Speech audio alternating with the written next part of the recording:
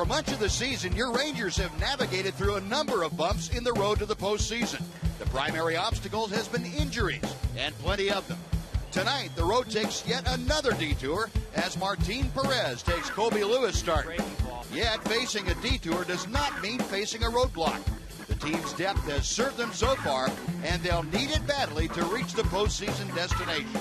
So stay tuned. If last night's performance is any indication, your Rangers will not miss a beat.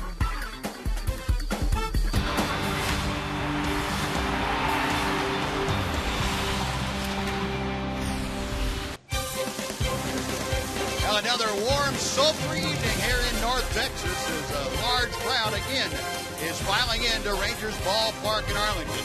Tonight, they're anticipating Game 2 of this three-game series between the Rangers and the Boston Red Sox. And welcome along, everyone. Glad to have you in this evening, along with Tom Grieve. I'm Steve Busby, and it should be a dandy night. A couple of pitchers that we really don't know a whole lot about of late, but Clay Buchholz has thrown the ball well. Martin Perez has split his first two major league starts. But one of the big stories for the Rangers is who's hitting in the number 9 slot. And Craig Gentry has been maybe the best number 9 hitter in all of baseball, Tom. Yeah, I think he'd be hard-pressed to find a ninth-place hitter who's had a bigger impact on his team than Craig Gentry has. He's earned his way into the lineup, not just against lefties, but also against righties now because of the way he's performed. And last night was a great example. The Rangers scored 4 runs in an inning early in the game. That's the infield hit that sparked the 4-run rally. Later on in the ball game, the Rangers have a 5-run inning. Craig singles up the middle to drive in a run and then scores on the base hit by Ian Kinsler. Craig Gentry is not just a guy that runs the bases and plays defense. He's a guy that can swing the bat now and make things happen for the Ranger offense. And with some of the key pieces in the middle of that order not very consistent, Craig Gentry has really been a breath of fresh air for the Rangers. He's provided a lot of offense down at the bottom of that order. The Rangers have utilized him very, very well. It'll be interesting to see tonight how Martin Perez fares in his third major league start. He'll be going against the powerful Boston Red Sox when we come back right after this on Fox Sports Southwest.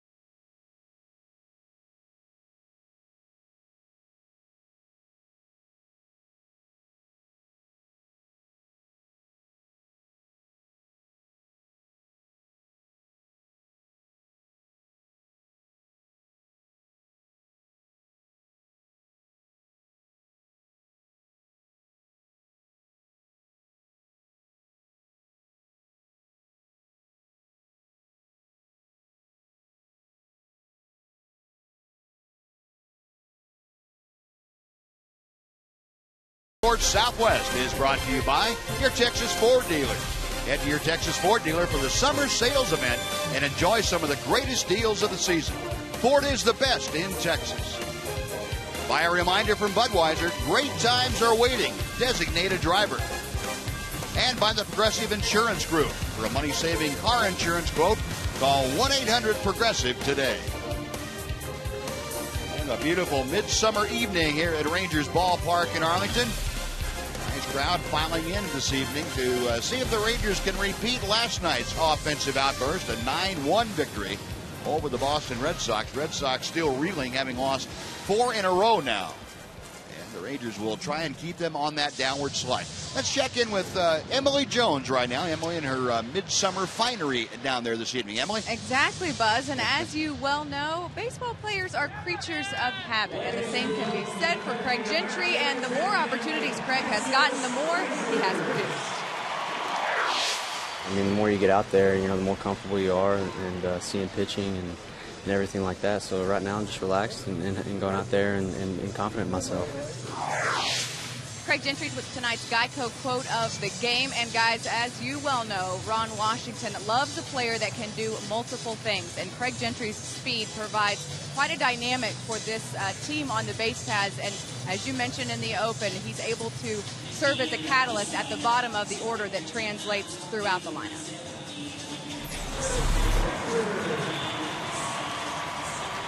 Well, Martin Perez taking the hill for his third Major League start. Split his first two, won his first Major League start against Oakland, and was defeated in his second one. So he will try to get back above the 500 mark. Recalled to take the place of Colby Lewis. Lineup he'll be facing tonight: Jacoby Ellsbury leads off. He's the center fielder. The DH is Pedro Tiriaco. Second baseman Dustin Pedroia bats third. Batting cleanup playing first, Adrian Gonzalez. Cody Ross is in right field, batting fifth. Getting sixth, playing third base, Will Middlebrooks. Carl Crawford drops down to the seventh spot. He's in left field. Catching tonight, Kelly Shopik. And batting ninth, the shortstop, Mike Aviles. Check out the scouting report on Martin Perez. He's 1-1. He's pitched in 4 games. 2 of them have been starts. At Round Rock, he's 5-5. His ERA was .459, but he was pitching a lot better toward the end than he did at the beginning. Only 2 innings pitched between the major leagues and the minor leagues in the last 16 days, so he's well rested.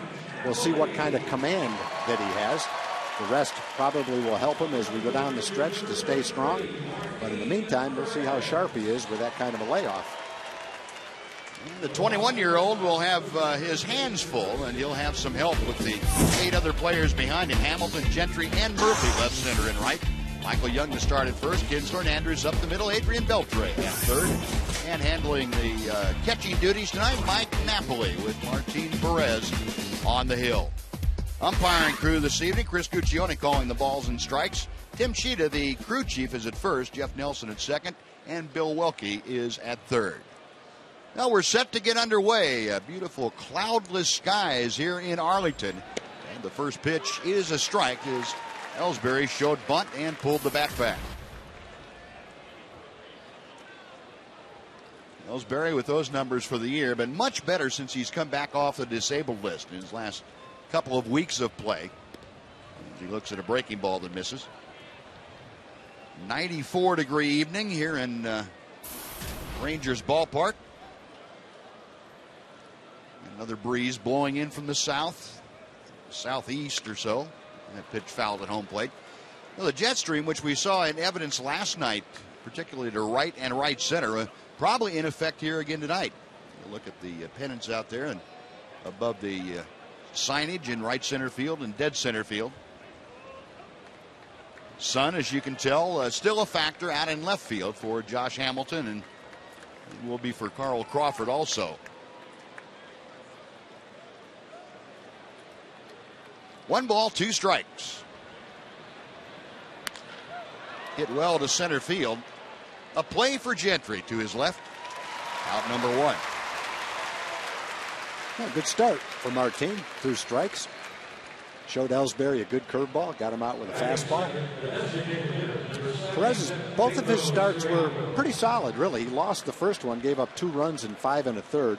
threw 103 pitches in that game.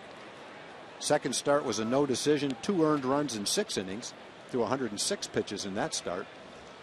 And a couple of starts that he had in AAA before the call up to get those starts, he had pitched really well, had a complete game in less than 100 pitches. So his season was progressing in the right direction right before his call up. He's off to a good start throwing strikes tonight. And he fires a strike to Pedro Siriaco, who's handling the DH chores tonight. He came in last night, pinch hit, and played defensively for a half inning. Takes the pitch low. 1 ball, 1 strike. Siriaco called up from AAA Pawtucket. First week in July. An explosive player. He was leading the International League as far as the shortstops were concerned. Chopper to the right side. It's going to be a foot race, and in time, as Perez just able to get the toes of his right foot onto the bag before Siriaco got there. Nice play by the young left-hander. Didn't look like he was going to get there about halfway to first base, and he just barely did. I guess that's the case where he's probably lucky that he touched the front of the base because it was such a close play. If he touched the middle of the base, he might have beat it. And Michael's feed to him a little bit behind him, so he had to slow down ever so slightly. Boy. But boy, he just able to get that foot in there. He beat him by about 2 or 3 inches is all. Siriaco slipped a little bit coming out of the box, and I can remember Maury Wills when he went through his base running instruction where he took all the players around the bases, how he would tell the players, don't lunge at first base, try to stay in stride and touch the very front of first base because every little bit counts. And in that case right there, those 2 inches, that might have been the difference. That was it. And it took a young man with great athletic ability to get over there and make that play, too. That's exactly what the Rangers have in Martin Perez. Pedroia fouls off the second pitch. It's 1 ball, 1 strike. Dustin Pedroia brings in a 5-game hitting streak. You see he's 7 for 20 over those 5 games. 271 the average for the year.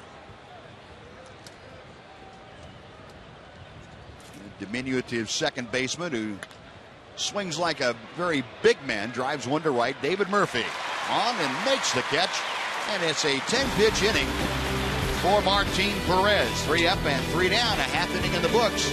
Red Sox nothing, Rangers coming up on Fox Sports Southwest.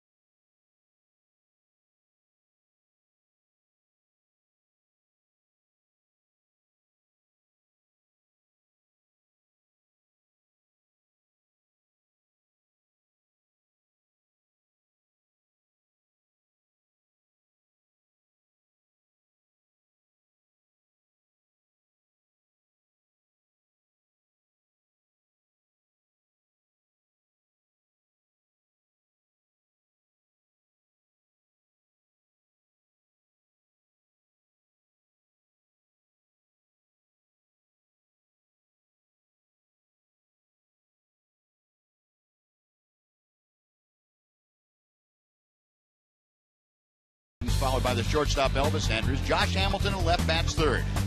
Batting cleanup, the third baseman Adrian Beltre. Michael Young to start at first tonight. He bats fifth.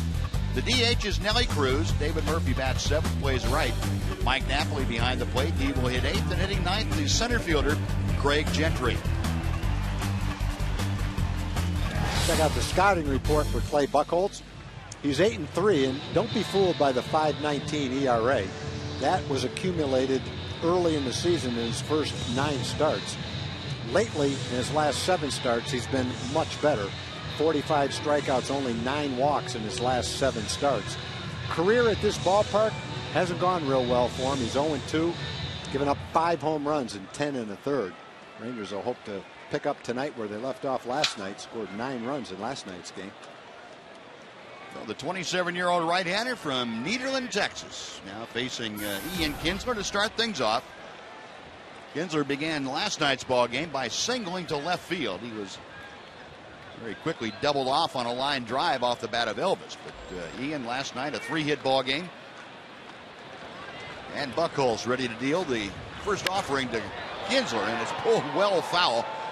That's in the 3rd deck and about 3/4 of the way up the 3rd deck. It's not easy to hit a ball up there that foul.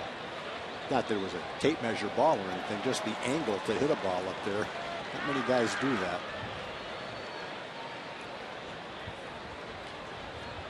Now the 0-1 pitch. A ball and a strike. We're talking about Buchholz in his first 9 starts. He was 4-2, but his ERA was 7.85. He had 27 strikeouts and 27 walks, and right-hand hitters hit .345 against him. And he's completely turned that around over the last couple of months.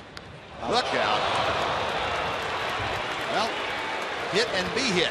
And that's exactly what Ian Kinsler did last night and tonight to start the ball game off. Bobby Valentine probably not real thrilled to see the speedy Ranger aboard with nobody out in the first. Yeah, most right-hand hitters that have that, for left-hand hitter for that matter, they have the ball thrown up near their head like that, are going to be diving on their back, wiping off the dirt. Ian, he just cringes, lets it hit him in the shoulder, and off he goes. I've never seen a player that gives less on pitches up and in than Ian does. Yeah. You might have good eyes to judge where those balls are going. Most of us didn't wait around to find out. Boy, just diving for cover. He is fearless. Now here's Elvis. And a strike from Buchholz on the outside corner. Elvis extended his hitting streak last night. He was 1 for 4, and that hitting streak now has reached 11 consecutive ball games. See, Elvis 1 out of 5 in his career against the right-hander from Boston, Clay Buchholz.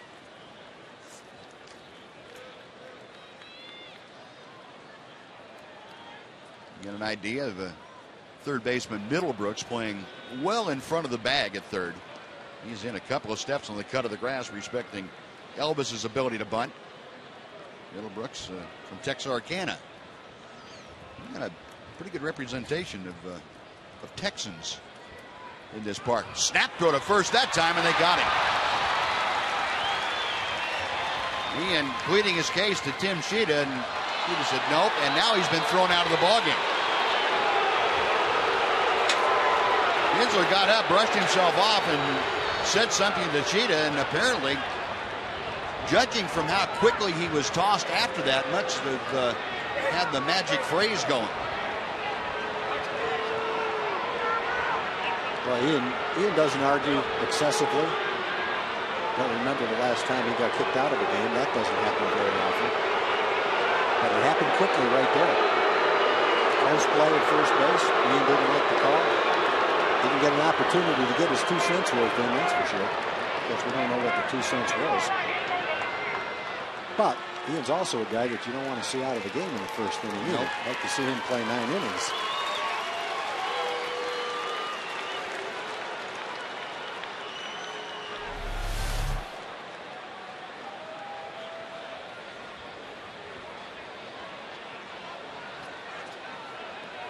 Pretty quick move. Buchholz threw the ball down where it needed to be thrown, and yeah, looks like from that angle that he got it. It's close, very close.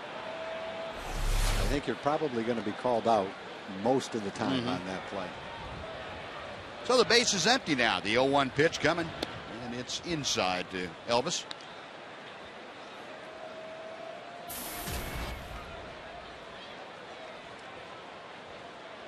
Elvis over that 11-game streak, just a couple of ticks below 500, or 300, I should say.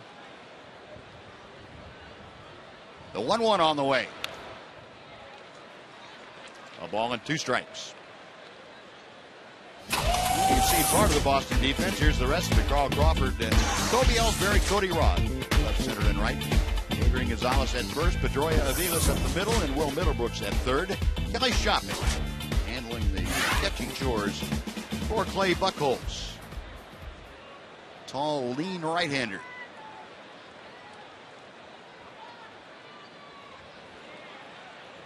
And the 1-2 pitch, that's in the dirt.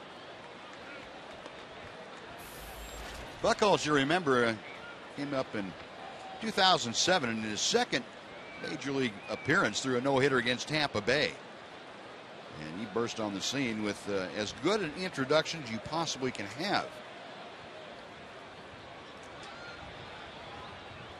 Right-hander's 2-2 pitch. And the count has gone full. So Elvis trying to get aboard with 1 out now, and Josh Hamilton patiently waiting in that on-deck circle, hoping that he can keep some positive mo going from last night. Payoff pitch. High in the air to right field. Going back is Ross. He has room as he steps onto the warning track and makes the catch for out number 2. Hard to tell if the jet stream really had an effect on that. That ball was pretty high. Normally a ball that gets up that high is affected more by the wind coming in rather than the jet stream going out. So 2 gone, bases empty, and here's Josh. Hamilton has had a devil of a time. As you can tell, 1 for 12 against Buchholz in his career with 5 punch-outs.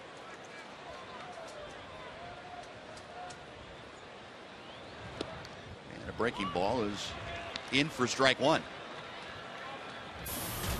Not too many right-handers can say they have that kind of success against Josh Hamilton. Matter of fact, Buchholz, apparently by the numbers you just saw, the only one on the Boston staff that can say that. 0-1 pitch. And it's 0-2.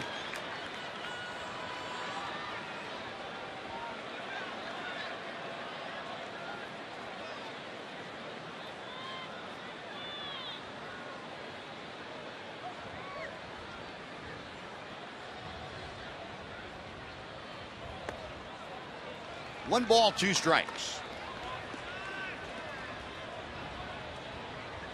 Buchholz, one of the reasons you would think that ERA of over 5 would be not a good thing, but he is second in the American League as far as run support goes, right behind his teammate. Hamilton, fly ball to left field. Crawford shielding his eyes from the sun, makes the catch, and the Rangers are gone in the first to pick off after the hit batter of Ian Kinsler takes care of things. We'll move to the second. No score in Arlington.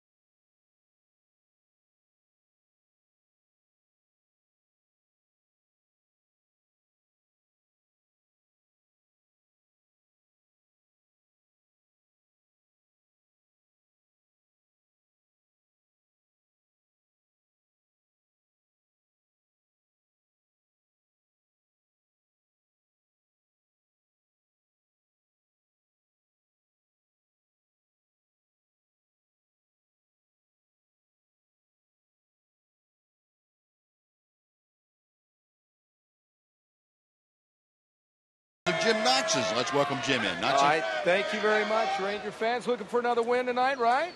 Yeah, ready to go. Community Corner tonight. We're talking about Brandon Snyder. The Texas Rangers help raise money for the Wounded Warrior Transition Brigade out of Fort Hood. In doing so, Brandon is selling T-shirts and autographed baseball by himself. To find out more, log on to TexasRangers.com. There we go.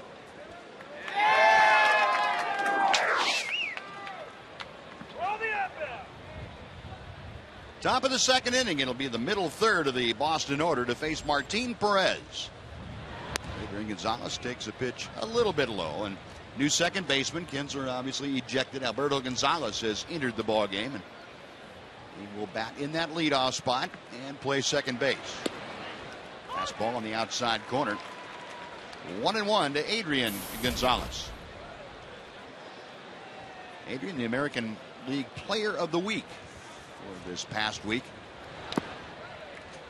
Fouls that next pitch off, and it's 1 ball, 2 strikes. Gonzalez, former Ranger, and went on and had some great years with San Diego before joining the Boston Red Sox prior to last year. Fastball in on him, and he fought that off foul. It's still a ball and 2 strikes. He's thrown Gonzalez some good pitches. Fastball away for a strike, slider fouled off the end of the bat, and a good fastball on the inside part of the plate. And Gonzalez, one of those left-handed hitters that is hitting better against left-handed pitching this year than against right-handed pitching, and that's not unusual for him. He's had several years where that's been the case. This year, hitting just over 300, 301 against left-handed pitching, and 289 against right-handed pitching, as those numbers would tell you right there. Line drive to left field. Hamilton coming on. He has to put the brakes on and play on a hop. And that is one reason why Gonzalez is so good against left-handed pitching, is his ability to take the ball the other way. If you look at the numbers, the power numbers, he's faced more righties than he has lefties, yet the numbers are almost even. The ball down, gets a little bit of the plate. And he does a nice job of lining that ball sharply into left field. The 1-on, nobody out. Here's Cody Ross. Ross handled the DH chores last night. Tonight he gets a start in right field and fouls the first pitch away. It's 0-1.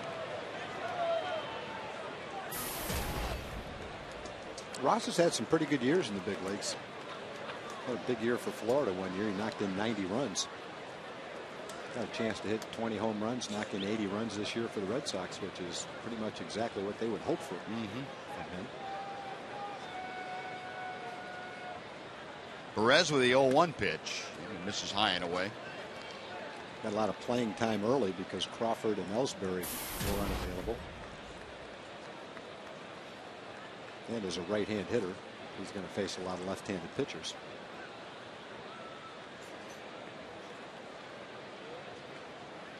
Gonzalez, a very modest lead at first as Perez checks him. And the fastball is a little bit low. 2 balls and 1 strike to Ross.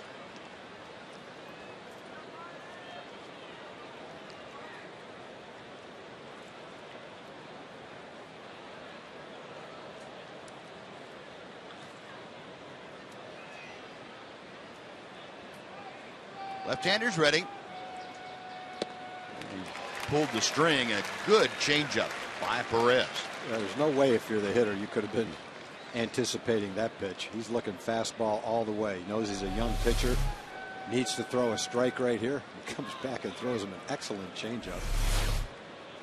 Not what you'd expect from a 21-year-old.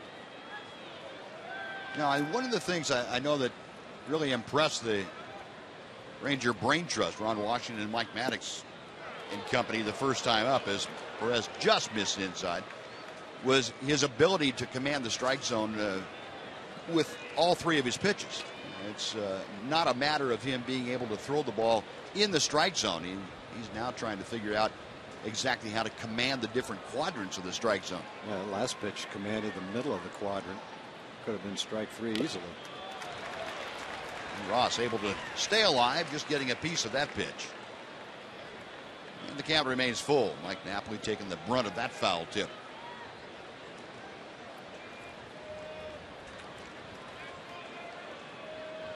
Perez trying to figure out a way to get a ground ball at somebody in the infield. That double play.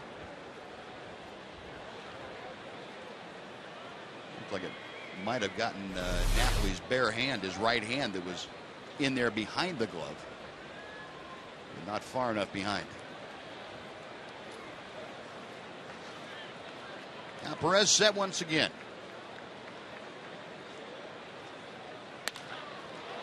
Fly ball right field. It is playable for David Murphy. Standing out there like a statue waiting for it to come down. Murphy puts it away. And Gonzalez stays at first. There's now one away.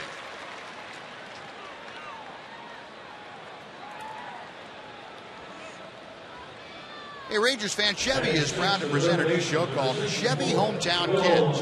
It's not about the score, it's about the experience. So tune in each Saturday at 10 a.m. right here on Fox Sports Southwest, or visit www.hometownkids.tv for more information.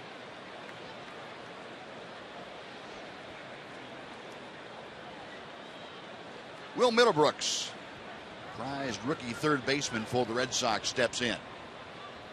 And looks at a good breaking ball that dips in and over for strike one. Perez has all the pitches: fastball, changeup, slider, curveball. He's used them all tonight, throwing them all for strikes.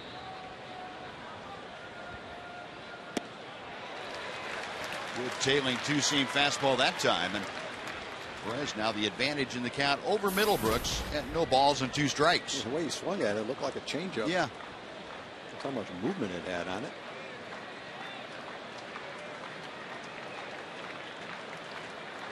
Perez working quickly. And the left-hander back to the plate. There's a good fastball at 95. So, we've seen the fastball vary by 3 or 4 miles an hour, and along with the varied movement. That looked like a four-seam fastball that was up, and two-seam fastball that Middlebrooks saw the pitch before was really moving down and away from him. Round ball toward the hole, and Elvis can't get it.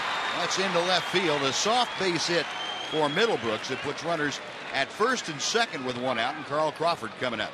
That was a pretty good pitch. That was a changeup, and he hit it right off the end of the bat. Fooled him. Good luck. He hit a little ground ball to shortstop, turn an easy double play. Threw it pretty much where he wanted to, down and away. Not much you can do with the way that was located, though. Well, Gonzalez at second, Middlebrooks at first. Carl Crawford, the left-handed hitting left fielder, is up there.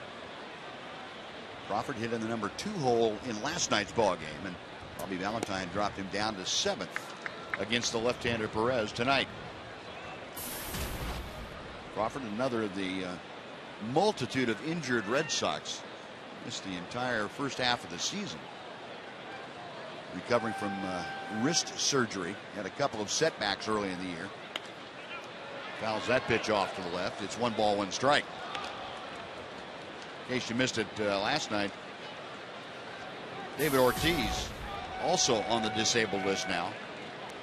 And the Red Sox just 25 different times they've used the disabled list this year. 22 different players. And Bobby Valentine's going to feel like he's running a MASH unit. Pitch just off the outside corner. It's 2 balls and a strike to Crawford.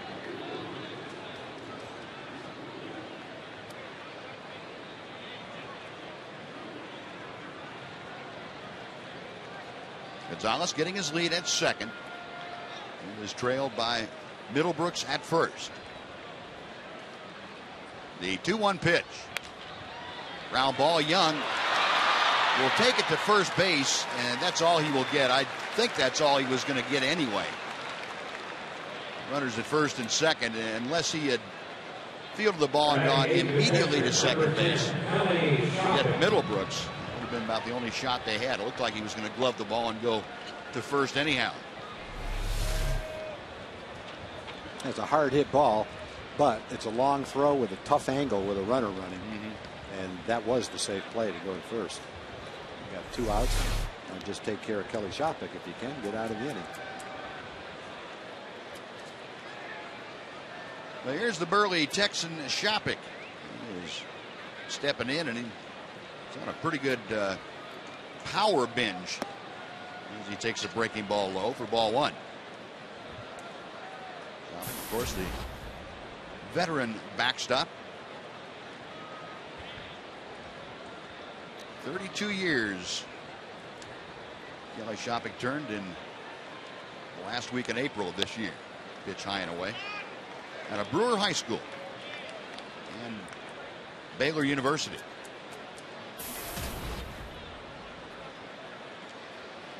That's what we were talking about just a moment ago. 16 of his 29 hits have gone for extra bases.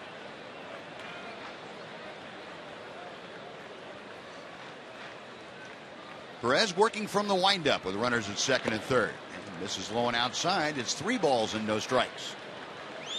And you need to be careful here. Shopik, the veteran hitter, might very well have a green light. Mike Aviles, the shortstop, waiting in the on-deck circle.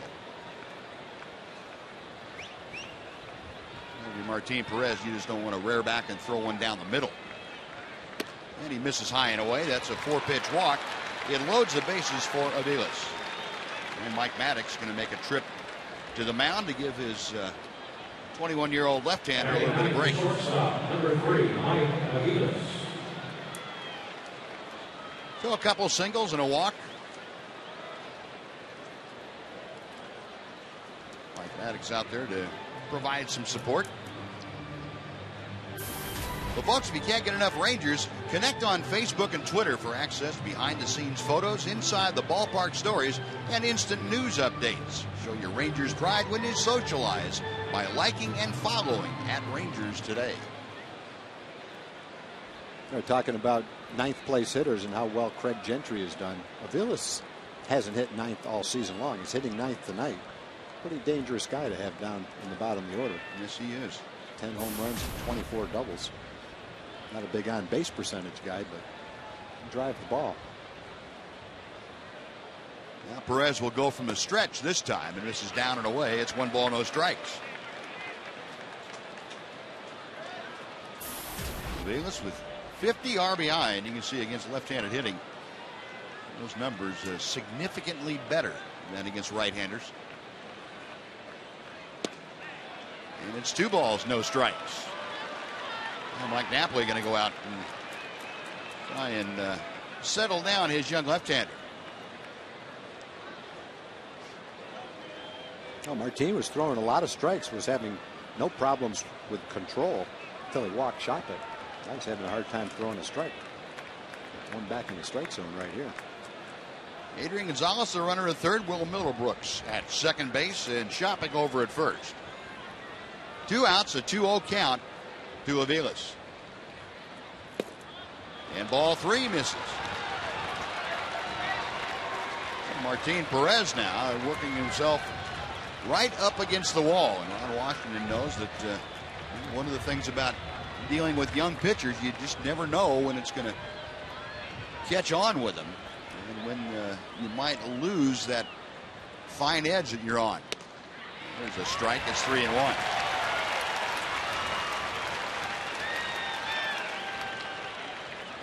If you're Aviles, you've seen 4 straight fastballs. You got to be pretty much 100% looking for a fastball right here. The 3-1 pitch. Strike 2. Aviles started to first, and just Guccione, the home plate umpire, said, "No, come on back here."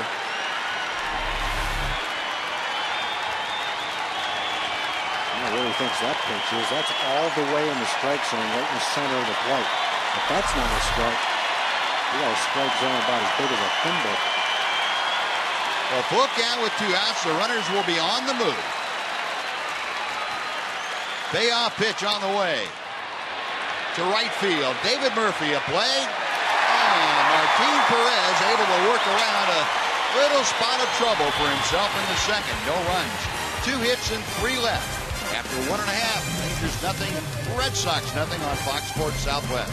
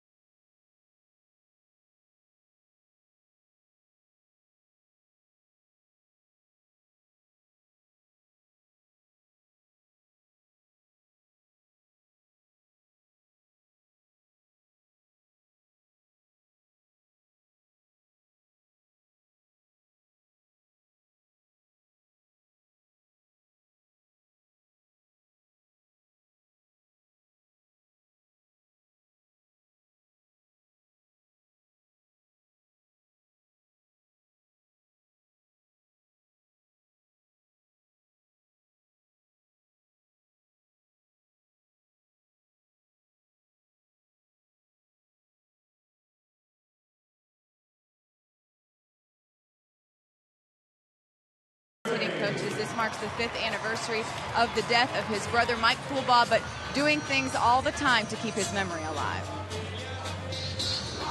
We did start an organization called Diamond Dreams. It's to raise awareness for protective equipment for anybody that in need, whether it be netting, whether it be baseball bats, helmets, anything that can pertain to baseball, and also to give back to tragedies to families, whether that happened in baseball, like the Shannon Stone Memorial and things of that nature. So we're just trying to keep the name alive.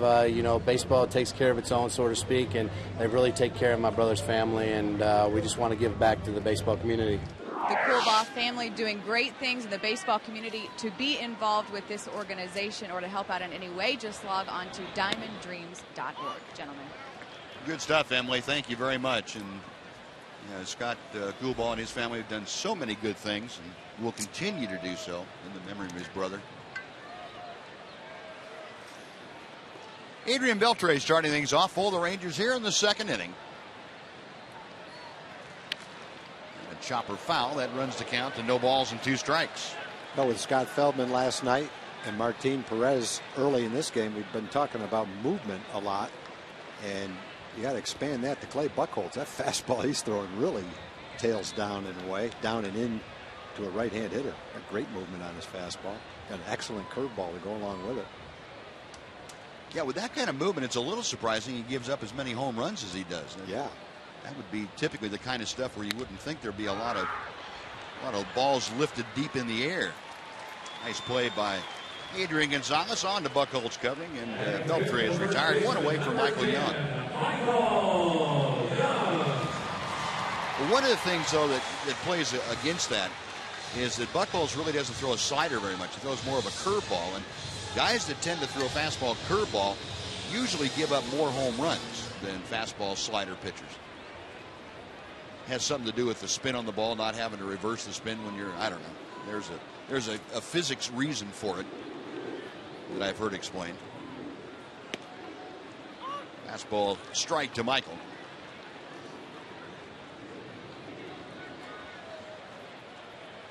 Michael, a modest 2-game hitting streak going. That batting mark at 271. It's been raised about 10 points in the last 2 weeks or so for Michael. It's fouled away off the end of the bat. 0-2 the count. Looks like the pitch that Adrian hit and that pitch to Michael had some cutting action to it. Maybe not quite a slider, more of a cut fastball it looked like.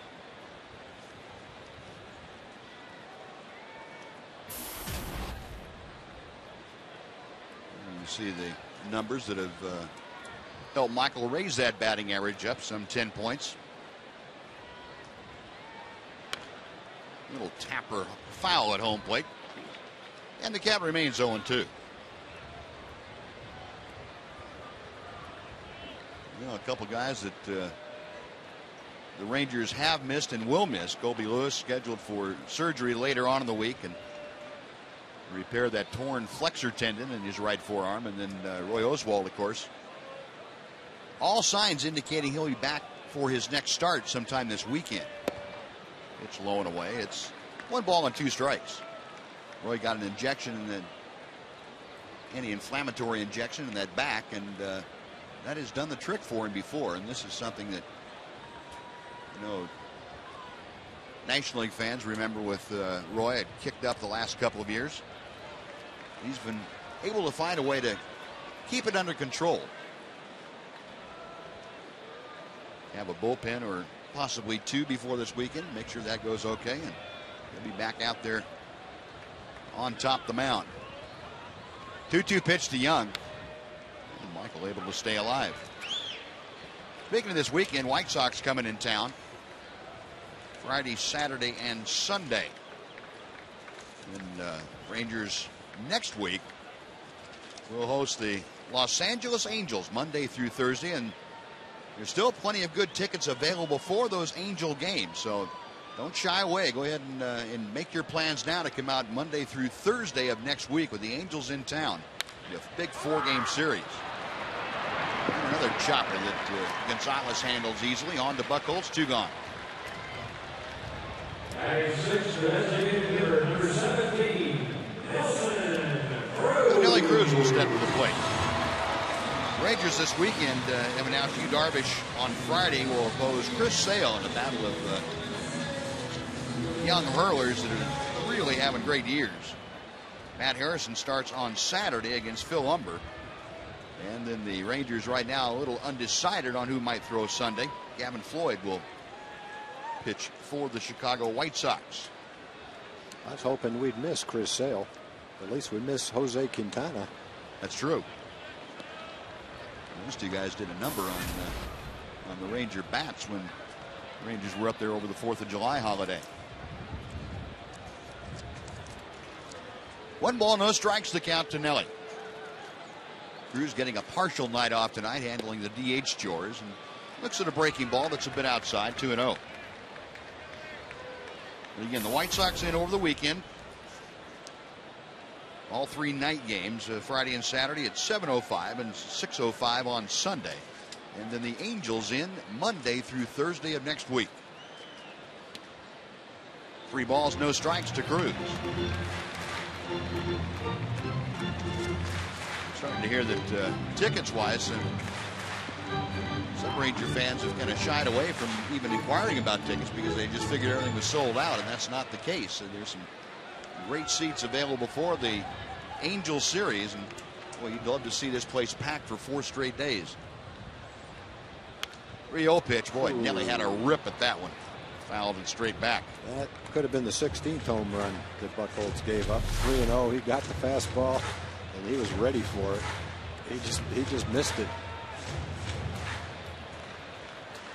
Would have been his first home run on a 3-0 pitch this year. Took advantage of a fastball early in the season. That's and right. It went out. 3-1 pitch. That's cued off the end of the bat. Takes kind of a crazy hop, but Gonzalez stays with it. And he's straight. All 3 assists to Gonzalez. All 3 putouts to Buchholz at first. 3 up and 3 down. We finished 2. We are scoreless in Arlington on Fox Sports Southwest.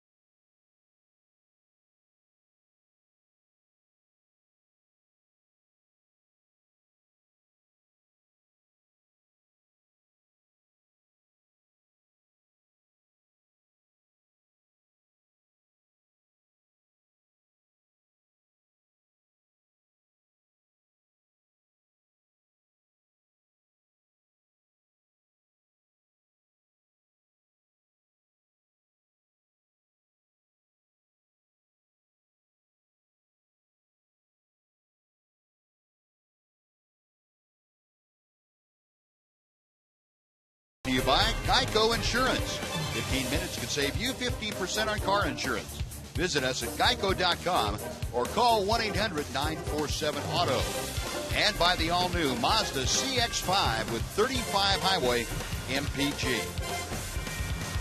As we head to the top of the 3rd inning, a scoreless ball game, we'd like to welcome in the Rangers president and CEO and member of the National Baseball Hall of Fame, Nolan Ryan. Nolan, thanks very much for stopping in with us. My pleasure, Buzz.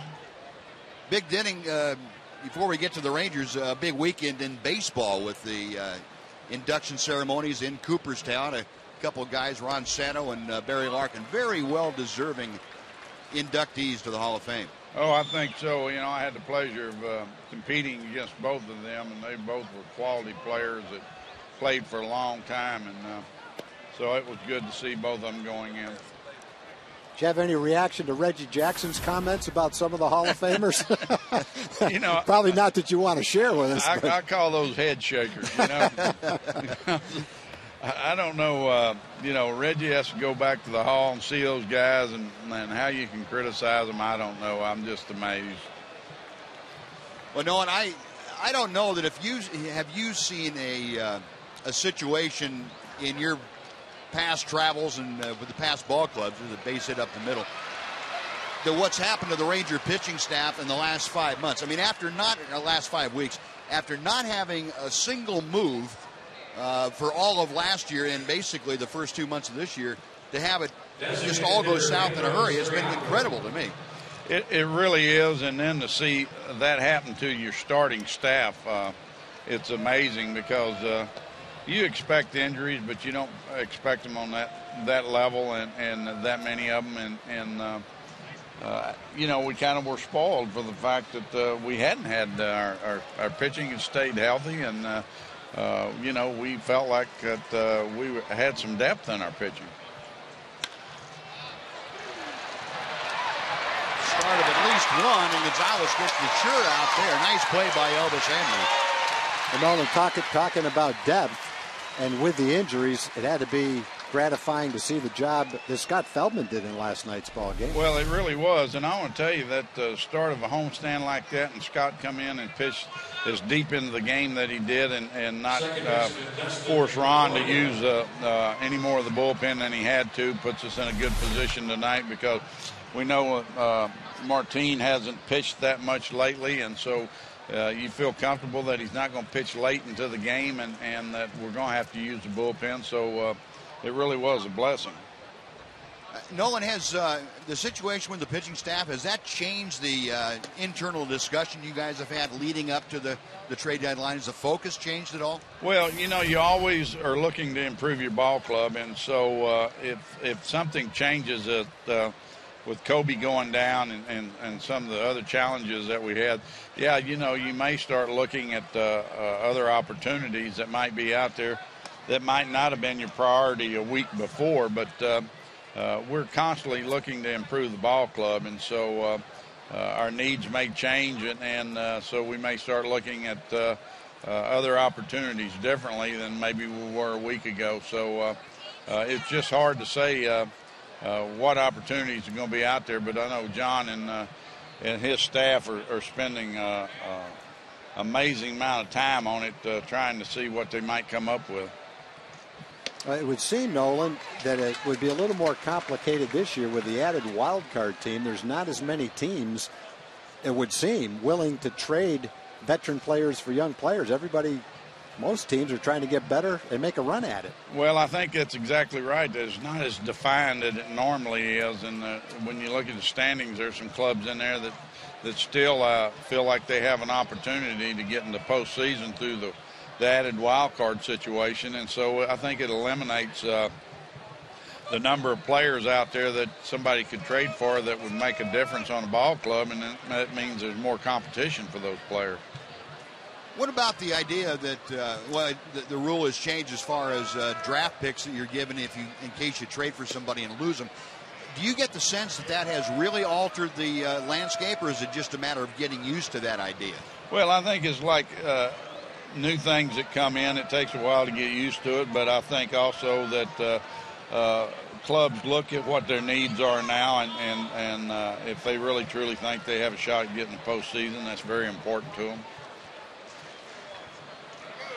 There goes Ziriaco. A ball hit pretty well to center. Gentry going back. He has room to make the catch.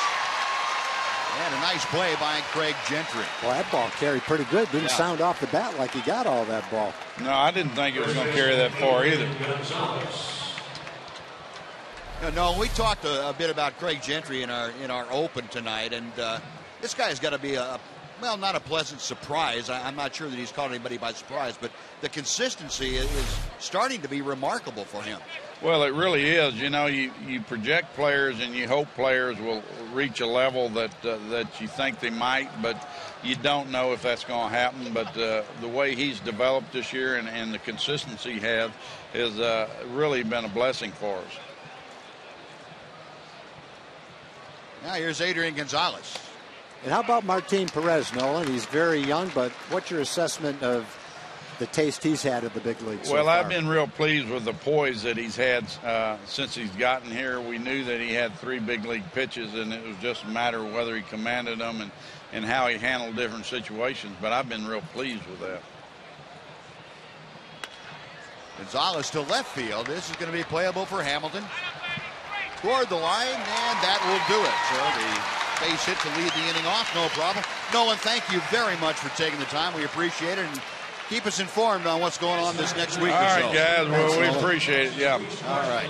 Nolan Ryan, our guest, still scoreless after 2.5 in Arlington.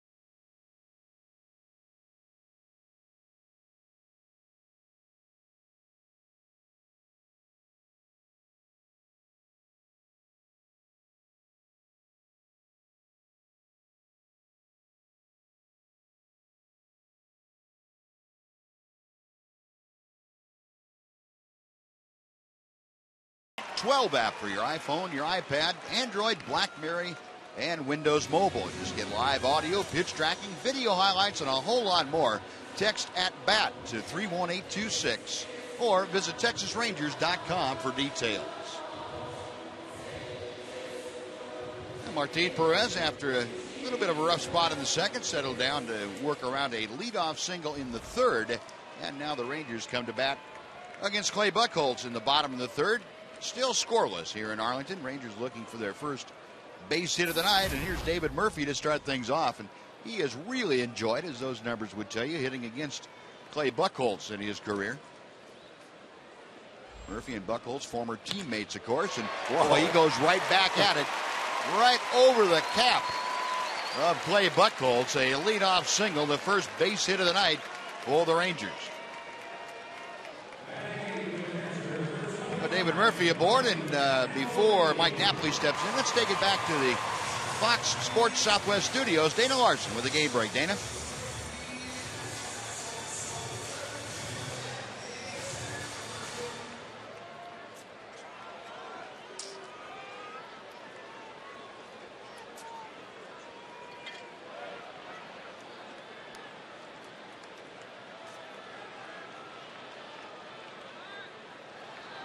All right, Dana, thank you. Rangers trying to get some of their own brotherly love going here in the friendly confines. Got their first man aboard via the base hit as David Murphy slides back ahead of that throw by Buchholz. Mike Napoli, the hitter. Knapp with a home run to his ledger against Clay Buchholz, 3 out of 10 in his career. And another snap throw to first. Boy, Buchholz, very, very quick feet and a very short, snappy throw. So he is a good combination to have a good pickoff move for a right-hander. Fast feet and quick arm action. Plus, he throws from different spots in his stretch motion. Ball one. And you see some guys that always throw after they come to their set position. The Buchholz will throw as he starts into the motion, as he is at the top of it. Throw it all different places. It really never gives a runner the opportunity to zero in on any particular spot. There he's throwing one from the belt.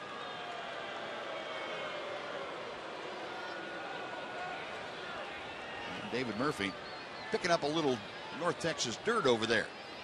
That belt buckle taken care of. 1 ball, no strikes to Napoli.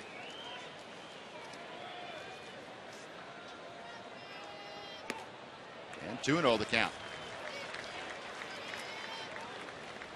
The Buchholz, who had retired 5 straight hitters after the pickoff of Ian Kinsler in the subsequent ejection back in the first inning. David Murphy touched him for the first base hit of the night. Nobody out here in the Ranger third. A scoreless ball game.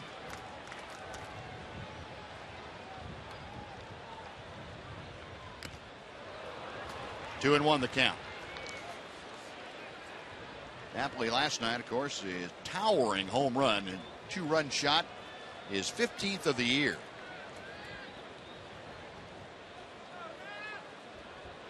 Napoli also, if you'll remember, on Saturday had a 2-home run game out in Anaheim.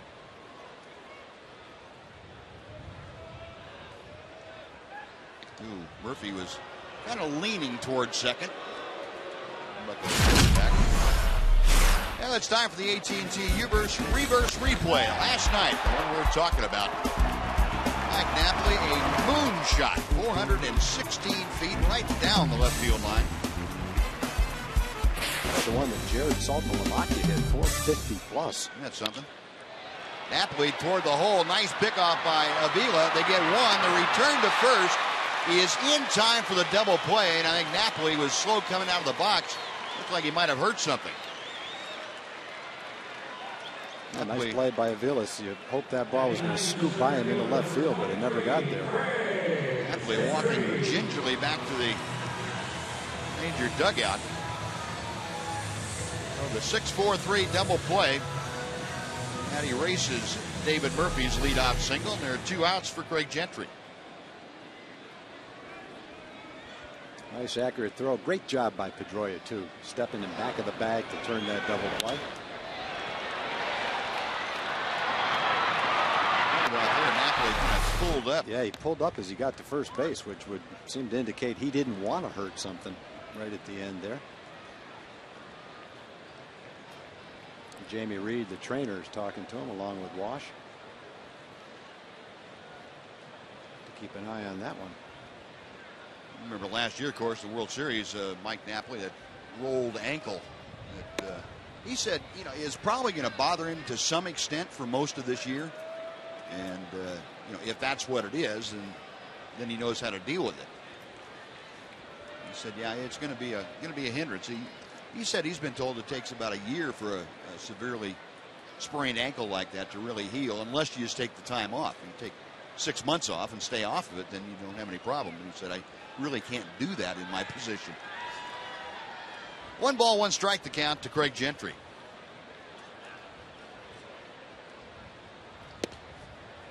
And 2-1. Buzz, want to mention again, we talked about this last night. Because of the volume of treats that we've gotten, we're going to have a new program. We're not going to be able to talk about it during the game, but we're going to put it on the FoxSportsSouthwest.com website. So if you want to see everything sent to the booth and hear us acknowledge the names of all the great fans who have spent the time and the effort to do that, you can go the next day to FoxSportsSouthwest.com. Click on Tom's Treats, and all the previous games, shout outs, and video will be there. And we're going to archive it too. So if you don't hear it tonight, it means maybe we got it during the game. and just look for the next day, and it'll be there. There's a sample of some of the things we got tonight. We want to thank everybody for that. So go to foxsportssouthwest.com and you can see all of it and hear all about it. And thank you again for doing it. Gentry, a looper out to short, bobbled by Aviles. He recovers, throws, not in time. That's how quick Gentry gets down the line. He bobbled it for just a split second, got rid of it almost instantaneously, fired a strike to first, and Craig still beat it. Most players would be out by 5 or 6 feet on that play, and Gentry beat it out. What a weapon that speed is. A hard hit ball too, so it gets there in a hurry. He barely bobbled it. Craig still beat it out. Yeah, they're going to rule that an error. Will Rudd, the official scorer. That's a tough call. Ruling that an error on Mike Aviles. It's a hard hit ball that took a hop up on him. I already had that one marked down a hit. So now back to the top of the order, Alberto Gonzalez. With his first at bat, chops one to Middlebrooks at third. He bobbles, recovers, and throws, and that will do it. So Gonzalez grounds out. The Rangers come up empty with a hit and an error. They strand one after 3 complete. Rangers nothing, Red Sox nothing on Fox Sports Southwest.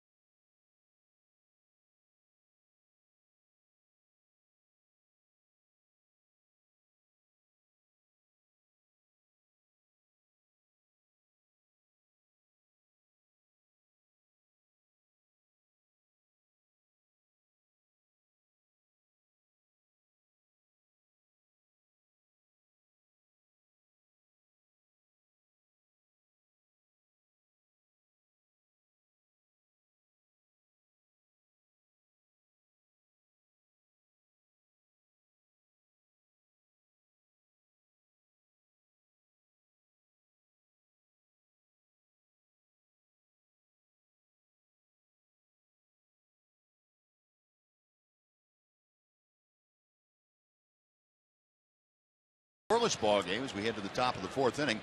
Ian Kinsler picked off first base and then ejected by Tim Cheetah back in the 1st inning. Meantime, Martin Perez, 3 innings of work, 3 hits, a walk, left the bases loaded in the 2nd as he worked around his only real spot of trouble tonight. So the 21-year-old left-hander back out to start the 4th inning. He'll face Cody Ross, Will Middlebrooks, and Carl Crawford. Cody Ross, a fly ball to right field, his only time to the plate. And a strike is dealt on the outside corner, knee high.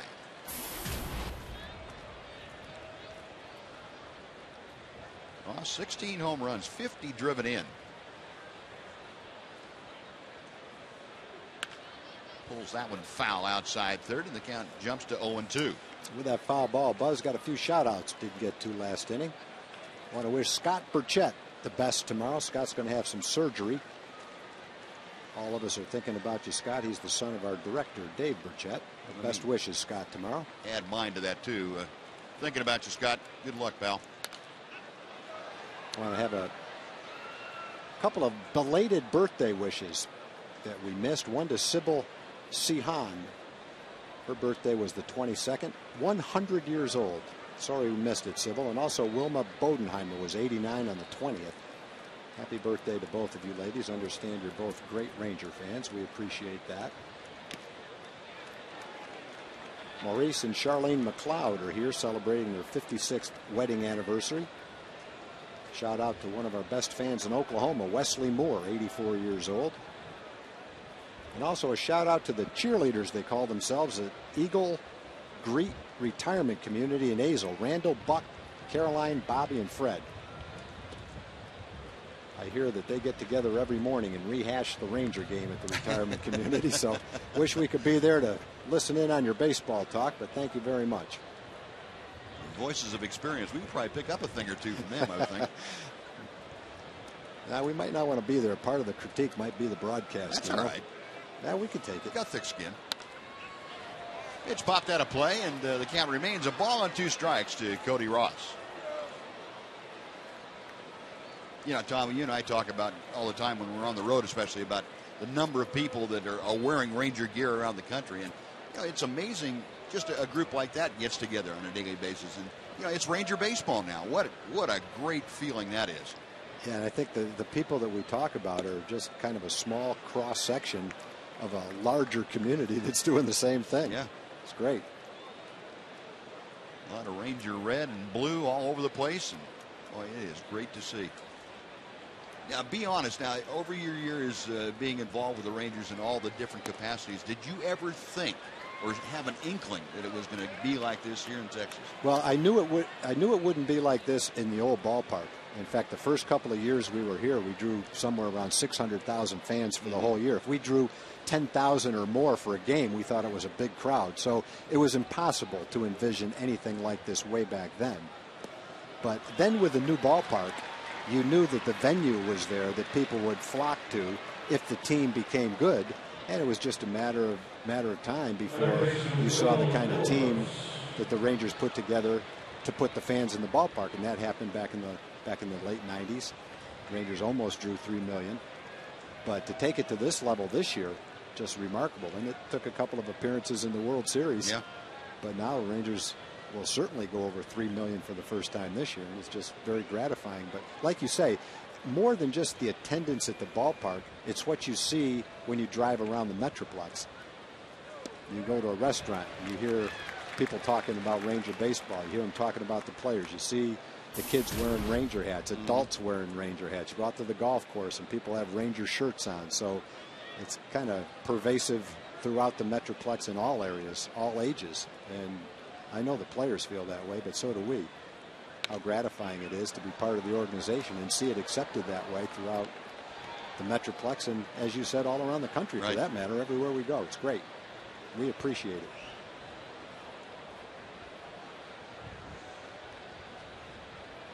Sea of Ranger red and blue. Boy, it looks great. No balls, 2 strikes to count. Will Miller-Brooks the hitter. To right field, David Murphy coming on a few steps. That is out number 1. Back to first goes Cody Ross, and Carl Crawford now will step in. Before Crawford comes up, let's send it over to Jim Knox. Jim? All right, Buzz, you and Tom talking about Ranger fans. How about worldwide? Amy comes all the way in from England, a big-time Ranger fan. How did you become a Ranger fan in England? Well, I was watching TV one day, and I seen Ron Washington doing a dance, and I was hooked ever since. Very good. Okay, and this is your very first game, I understand. What do you like so far? The 2-pound boom sticks. All right, 2-pound boomsticks, and you want to know if your mom's watching in England? I wonder if my mom's watching in England. Hi, JJ. There we go. All right, well, good day, mate. Good to have you on. Appreciate it. Buzz. Thanks, Jim. That may be a little beyond the scope we were thinking about, but that's great to know in England that you got that going. I think Ron's dugout dance has captivated a lot of people. Crawford chops it foul, and it's 1 ball, 1 strike.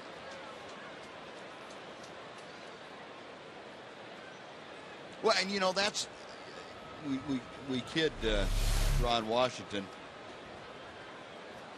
and Jim Knox throwing out that good day, mate, to the English folks. And well, that's not really English, but that's okay. As if to say, did you hear what he just said? Yeah. Well, Knox has been known to drop good day, mate, on just about anybody. Yeah. He'd be from Germany, and he'll drop that one. Yeah, who was that last year? You had somebody from Bulgaria, I think, watching good day, mate. That's good. It applies to that's universal language, isn't it? 1-2 pitch, swung on and missed. And a big strikeout for Martin Perez as Crawford is down swinging. And that's the first strikeout tonight for Mr. Perez. There are 2 gone, and Kelly Shoppach coming up. Way out in front of that off-speed pitch and way out of the strike zone. Really fooled Crawford with that pitch. Well, Perez trying to work around the leadoff walk to Cody Ross. And Shoppach, who drew the other walk that Perez has issued tonight. That came back in the 2nd inning. And will step in with 2 outs. And the breaking ball is low and inside for ball 1. Failed to mention Mike Napoli back behind the plate after that half inning. So if there's any concern about the wheels of Mike Napoli, apparently he has allayed those concerns in the dugout and said, no, I'm fine. I'll get back there. Kind of the attitude you have to be a big league catcher. If it isn't broken, you got to play. 1-0 pitch. Yeah, there's a strike.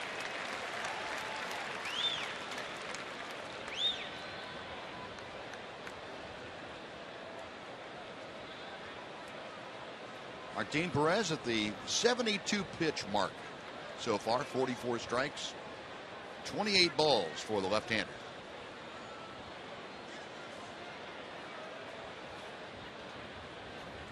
Check of first, where Ross has a fairly good size lead, and the pitch is low. Off-speed delivery downstairs. It's 2-1 to Shoppach.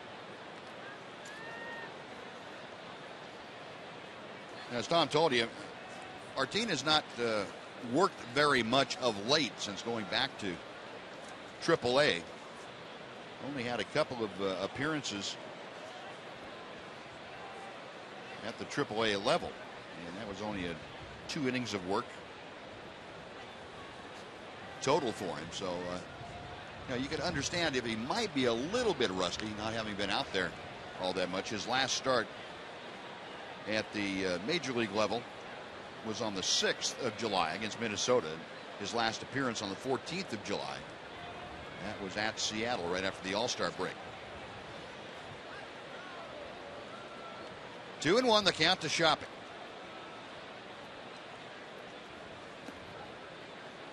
And it's 3 balls and a strike. Martin Perez, for whatever reason, being extremely careful both at bats with Kelly Shoppach up there. Maybe not intentionally being careful, it just happens to work out that way. Sometimes a pitcher gets a look at a hitter and it just doesn't fit his eye well. He can't visualize the strike zone very well. It has nothing to do with what the hitter does against him. 3-1 pitch hit well to right field. That's going to send Murphy back. He's still going back up against the wall and he can't make the play. Rounding third, coming home is Ross, and into second with the RBI double is Kelly Shoppach. The Red Sox jump on top 1-0. Looked like David got turned around a little bit.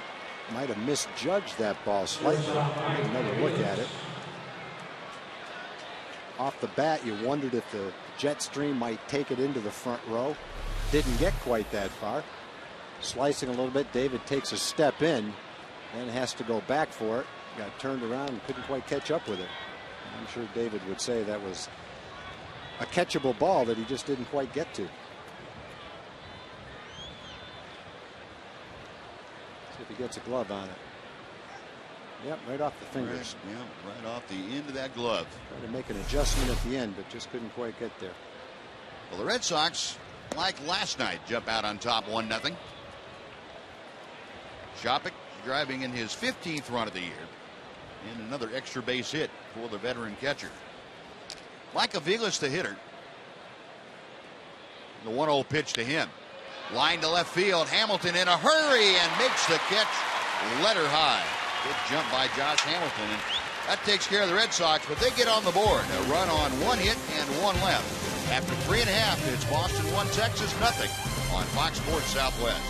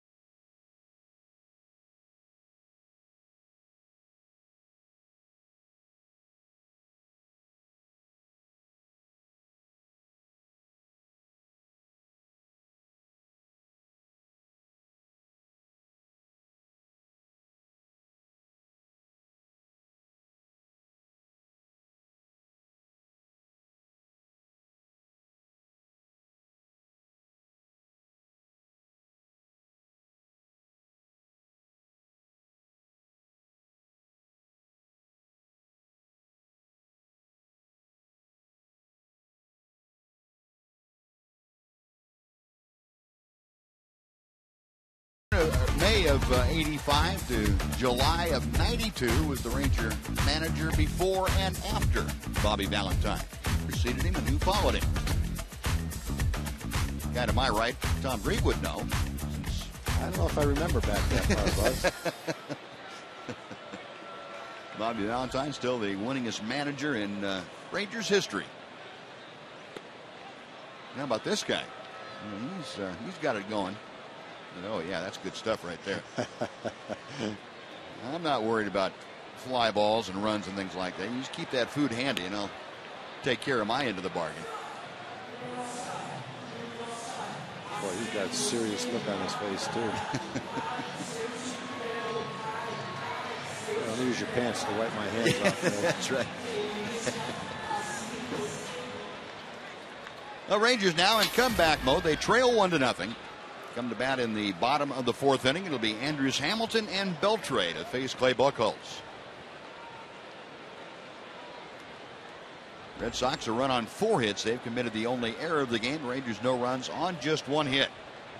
Andrews a fly ball to right field as he batted in the first inning against Buchholz. Right-hander's first pitch is a little bit low for ball 1.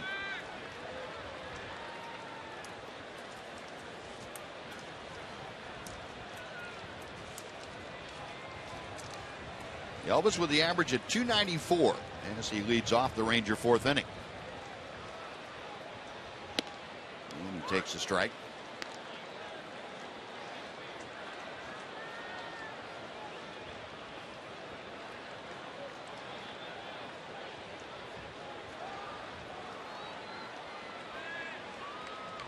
Elvis, as we mentioned, brings that 11-game hitting streak into play here tonight.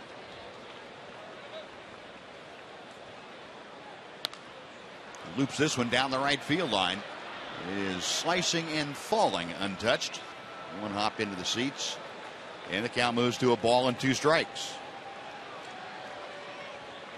Guy in front of him didn't know what happened.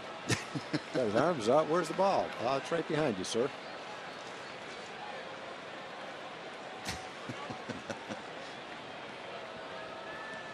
One guy tried to catch it with a net. Tough play with a net.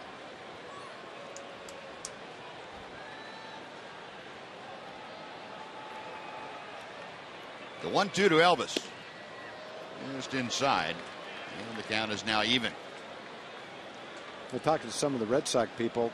Buchholz missed almost the last half of the year. He only had 14 starts last year. He had a stress fracture in his lumbar spine. Didn't have to have surgery. But they talked about how this year got off to a slow start. He had to get over the lack of confidence and whether his back would hold up. And I think once he got 7 or 8 starts into the season and realized, hey, my back feels fine, I'm fine, he was able to let it go. And now he's pitching like he's capable of pitching. You go back a couple of years, he was 17-7, made the All-Star team. He's a good young pitcher. Just got off to a bad start. And that injury might have had something to do with it. And Elvis gone on strikes to start the Ranger fourth inning. And that is the first strikeout for Clay Buchholz tonight. That's a pitch I don't see Elvis miss very often. The fastball. That's pretty good movement on it, but not to the. Maybe Elvis tried to hit it too hard. Instead of going to right field, he might have been trying to. His head kind of pulled out toward third base a little bit. You don't see him do that very often. And here's Josh Hamilton as the Red Sox put on the overshift. Hamilton, a fly ball down the right field line. In a hurry is Ross into the corner and makes the catch. Off-speed pitch, hit it right off the end of the bat, but as strong as Josh is, you still take a close look at it because it doesn't take much for him to hit the ball out of that part of the ballpark, even if he doesn't hit it good, but just didn't get enough of that one to do it.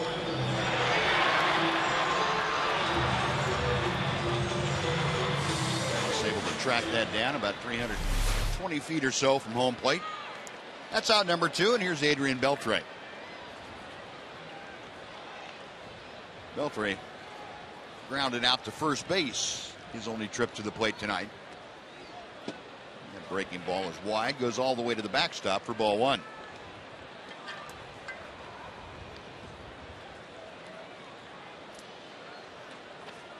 Beltre, who was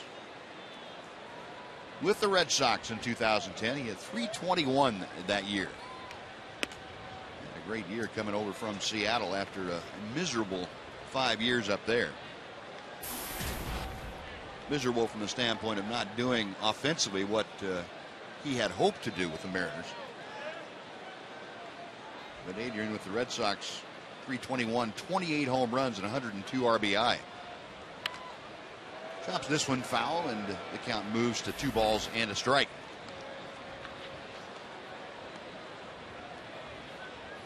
Also had 49 doubles with the help of the Green Monster up there. Adrian's one of those hitters that you would think the Green Monster took away as many home runs or made as many home runs into doubles as it helped him home run wise. He hits a lot of high line drives that the Monster would have gobbled up. Into center field, long run for Ellsbury, a dive, and he can't come up with it. Beltre is going to second. The throw is there in time, but he evades the tag. How did he end up in second base on that? When the ball was up in the air, it looked like Ellsbury was going to catch it. He got a good jump on the ball. He's got great speed. It just didn't hang up quite long enough for him. Beltre saw an opening at second base, no one covering. The fielder got there quickly to cover, turned to tag, and Adrian just kind of disappeared on him and ends up with a double. Well, that's got to go down as the weirdest double that Adrian Beltre has had in his 20 this year. And the third baseman, Will Middlebrooks, is the one coming over to cover second base. It was off the end of Ellsbury's glove. He just went right around him. That's a double. Is that one of you? Would you call that a hustle double? I'd call it a lucky double. A little bit. But he hustled. Yeah. He had a hustle to get that double, no doubt. Well, Michael Young now trying to make it pay off for the Rangers. Pitch very high, ball one. Now, Adrian Beltre safe at second, but just barely. Safe and secure. It's New York life. Adrian, we see him do that fancy footwork around home plate on inside pitches. He had to do a little fancy footwork there to avoid the Middlebrooks tag attempt. 1-0 the count to Young. Little number right back to the mound. Buchholz bobbles, has time, and throws to first. Well, the Rangers can't do anything with the Beltre double. They leave him stranded. We finished 4 in Arlington. It's the Red Sox 1 and the Rangers nothing on Fox Sports Southwest.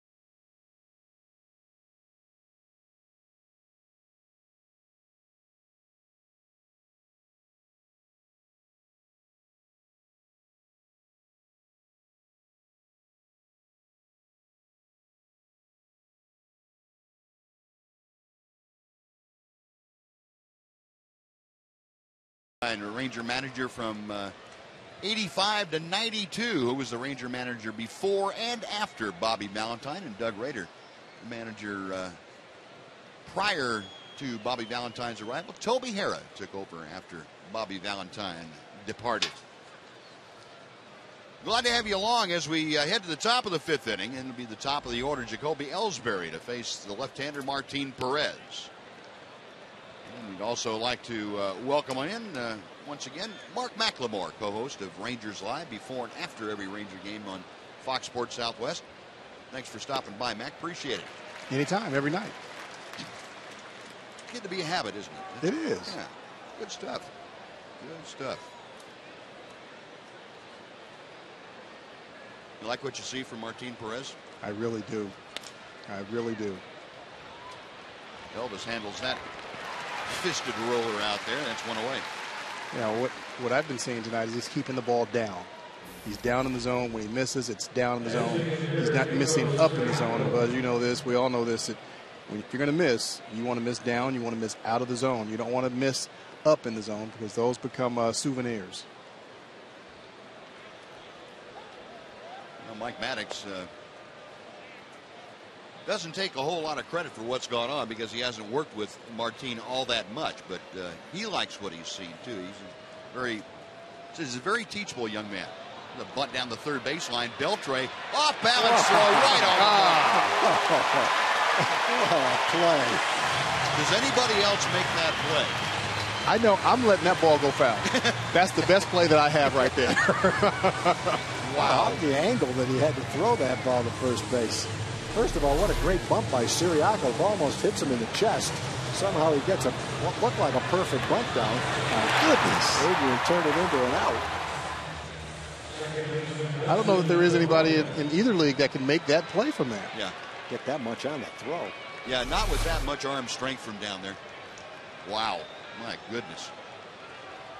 Continues to amaze. Once you think you've seen it all, then he does something like this. I have not seen him do this before, falling into foul territory. Yeah, there wasn't a thought in his mind to let that ball try and go foul. He knew he had it all the way from the time it hit the ground. He knew he had that all the way. Holy cow. I don't think Pedro Siriaco is going to bunt to third base anymore against the Rangers. You got to think, if I can't beat that out, I'm going the other way. Well, he obviously hadn't heard for some strange reason to not even try that.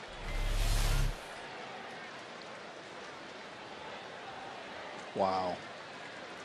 Yeah, Siriaco's got to be saying to himself, this league's a little bit too tough for me right now. That's not a base hit. I mean, that's been a base hit everywhere I've played since Little League. Pedroia, it's a towering fly ball to right field, and it's coming down out of the dusk and right into the glove of David Murphy. A side retired, a great defensive play right in the middle of a couple of outs for the Red Sox. Halfway through the ball game, Red Sox leading 1-0 on Fox Sports Southwest.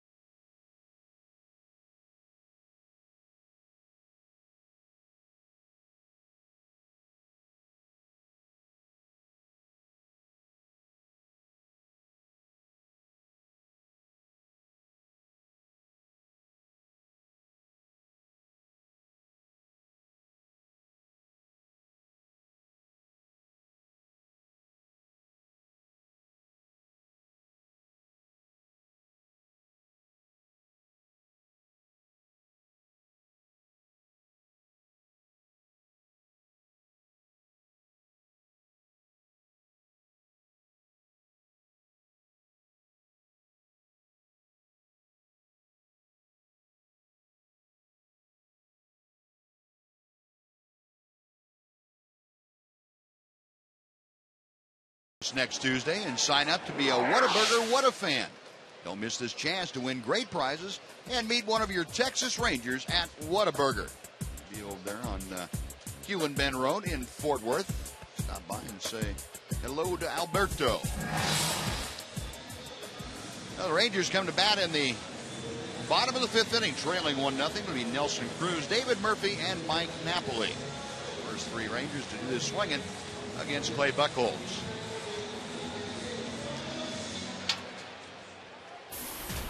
You're talking about the play that Beltre made too, Mac, and not only does Siriaco say, well, maybe I better just forget about gutting him. Martin Perez is going to say, this is the greatest thing going since sliced bread. I mean, you get a guy that makes that play for me. It's easy to pitch up here. He's got to like it, knowing that you've got those kind of gloves behind you. Not only Beltre, but you look at Kins at second, look at Elvis at short.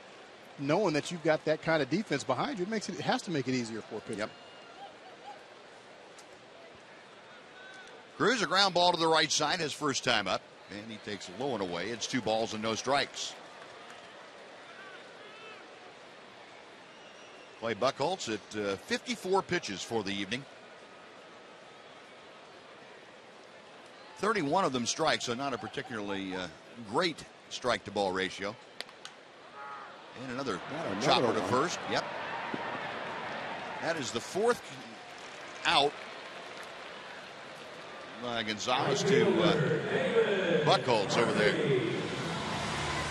Now let's head back to our Fox Sports Southwest studios for a Mazda CX-5 game break. Here's Dana Larson.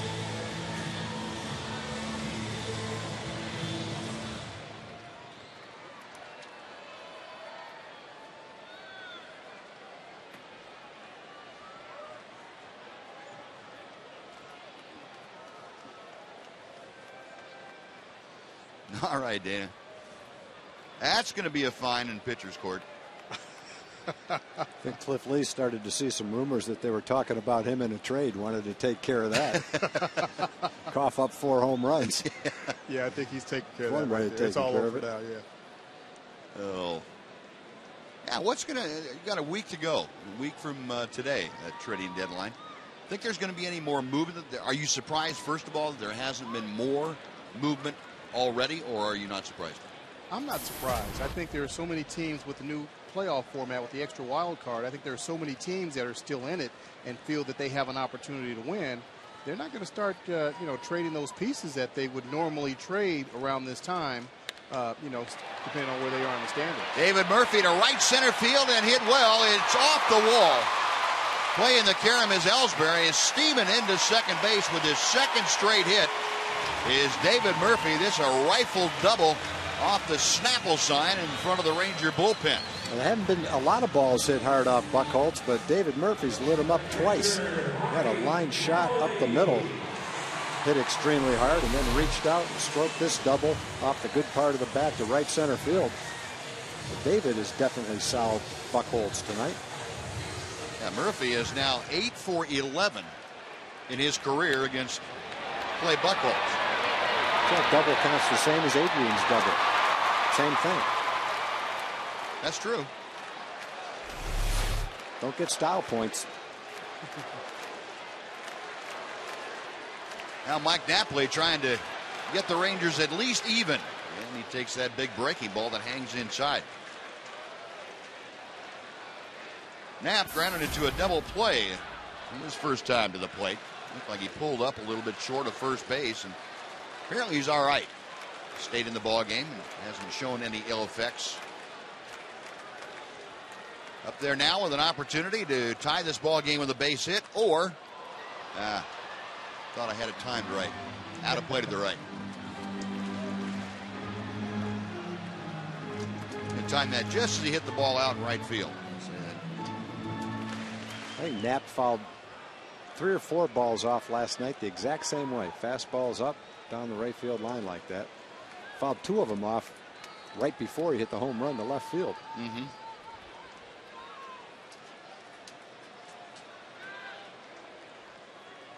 Now the 1-0 pitch. And it's a ball and 2 strikes.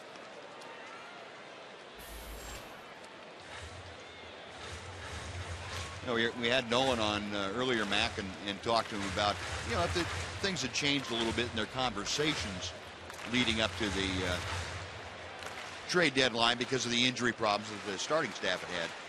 Said, yeah, it's changed a little bit. Do you see, from your analytical point of view, a big difference that the Rangers need to make a change in their approach now? I think they do need to make a change in their approach. They need to solidify at least one more starting pitcher. I think so, and the staff. I mean, Martin Perez is throwing well, obviously, but I think going forward, you want to have somebody that has a track record that you know has been there, done it, or get something that's close to that. It's extremely difficult to rely on a 21-year-old or any other pitcher that really hasn't had a lot of time at the major league level at this point when you're trying to win it all. You're not just trying to be a contending team. You're trying to win it all. So I think that changes the conversation and the need for what the Rangers are looking for. Outside of play to the right. And don't you have to also take into account the fact that Roy Oswalt may or may not be available, the uncertainty with Roy as time goes forward? You really do. And I even think with Feliz, we don't know how effective he's going to be once he comes back, how long he's going to last. So knowing that Colby Lewis is out, knowing that Roy Oswalt may be okay and may not be okay, and the same thing with Feliz, I think that definitely changes the conversation. 2-2, and the count has gone full. At the beginning of the year, the depth in the rotation was a plus, but they've kind of used that depth up. And as you look at 2 months down the road, you're right, Mac, there's not a lot of depth right now. One more guy would make him feel a lot more comfortable. And the good thing about it is that they've had that depth, and that depth has kept them with that to maintain that 4, 5, 6 game lead all year long. And that's something that most ball clubs just really cannot do. We saw what happened with the Dodgers when they had a couple of their big guns go out. Right. Even though it wasn't the pitching staff, still their big guns were out, and they lost hold of first place. And Napoli draws the one-out walk. That puts him at first and Murphy at second with Craig Gentry coming up. The few teams that are holding that pitcher that could really make a difference are in a pretty good position right now, because there's a bunch of teams looking for that guy and not a lot of teams willing to trade him, or a lot of teams that have him. So, you want to make your team better, but you have to look at the overall deal and decide whether the pluses outweigh the minuses. You just can't sacrifice all of your future for that one guy. And I think, fans forget, or they don't realize that it's not like going to the grocery store. You have a need, and unless you want to pay $15 for a loaf of bread. There you go. That's pretty much what it boils down to. So it's just not as easy as you think. It takes too long to build up quality in the minor leagues, guys that can come up and play in the big leagues and star, to trade them in a trade like that, a rental, and then look at the next year and go, oh boy, I wish we had those 3 guys in our farm system. Right. Well, we can just look at how it's been the last 10 years. With the Rangers organization, it's taken them a while to build up that minor league system and then bring those guys through and get them to the major league level and have them play well at the major league level. It's not an overnight answer. I think some of the most valuable players in baseball are young players, first, second-year players who play like star players, because they're making right around the minimum salary and they're giving you that great production. And when you've got a couple of those guys that you think can do that in the minor leagues, you really have to think long and hard before you trade them. You have to be pretty certain that what you're getting back is going to get you exactly where you want to go. A ball and a strike. The count to Gentry. Chopper to third. Middlebrooks will go across the diamond. And just staying on the bag is Adrian Gonzalez. A 5-3 double play. And Craig Gentry, who is very difficult to double up, hit at the one spot where they could handle it. Well, the Rangers get nothing. Mac, appreciate you joining us, and we will look forward to seeing you after the ball game on Rangers Live. See you later, fellas. 1-0 Boston.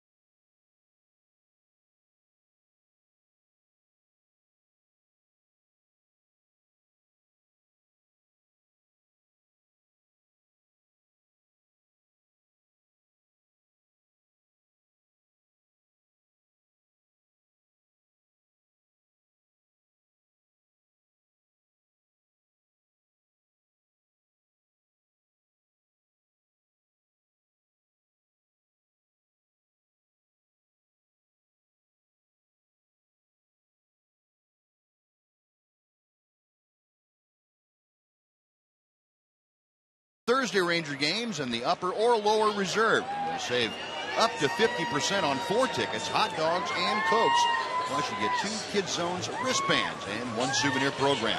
Order online today at TexasRangers.com/family. Family's out enjoying this beautiful evening, and they'll enjoy it even more if the Rangers put a couple on the board. Martin Perez has pitched very effectively through the first 5 innings. He's allowed just the 1 run on 4 hits to Boston, and he will face the middle of the order: Adrian Gonzalez, Cody Ross, and Will Middlebrooks. Breaking ball bites off the outside corner. It is strike 1 to Gonzalez. Adrian 1 for 2 tonight. A single the other way his first time up, then a fly ball to left his last time up. That one's chopped foul, and it's no balls and 2 strikes. I want to remind you folks again, Rangers finishing up tomorrow with the Red Sox, have Thursday off. White Sox come into town over the weekend. Then the Angels come into town next Monday through Thursday. A lot of great tickets available, so make your plans to come on out then.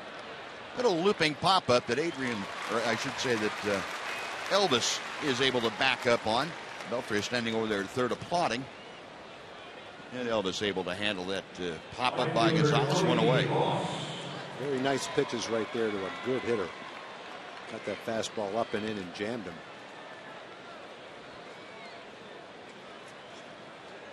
Well, Martinez pitched well tonight. He's walked 2, struck out 1. The only run scored on a double by Kelly Shopek that was actually misjudged by David out in right field, a ball that he catches most of the time, just didn't catch it that time. Otherwise, we'd be looking at 0-0 through 5 innings.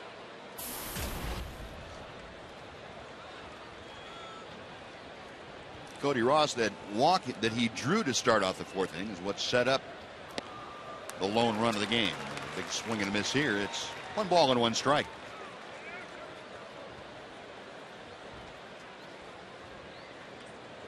Saw the pitch breakdown inning by inning. Just the one real tough inning back in the 2nd that took something away from Martin Perez, but he has responded extremely well. Nice play by Elvis behind the bag at 2nd. And Ross is retired. There are 2 gone. So Will Middlebrooks will come up for his 3rd at bat. Well, folks, we'd like to invite you to join us at On the Border for dinner every Wednesday night now through August the 8th and enter to win free Ranger tickets. Visit iloveontheborder.com for more details. 2 outs, bases empty. Middlebrooks 1 for 2. And a strike is thrown by Martin Perez. Boy, he has done a great job of getting ahead of these Boston hitters, and they are still, even though they don't have Big Papi in the lineup and had some problems, they are still a team that will make you throw pitches. Michael Young right at the railing, and that just out of his reach into the Ranger dugout. Martinez used his pitches well tonight. I think he Knapp actually called and pitched a really nice game tonight. He's used all his pitches. He's had an effective changeup, but he's thrown a lot of fastballs too. Been very effective with his fastball, anywhere from 91 to 94 miles an hour. Thrown plenty of strikes. 0-2 pitch. Line softly to left field, a base hit. Well, Middlebrooks gets his 2nd hit of the night.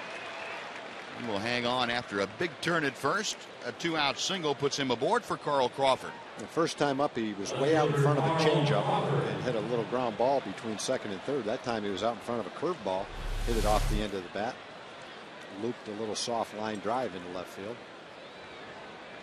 A couple of base hits, but neither one of them hit very hard.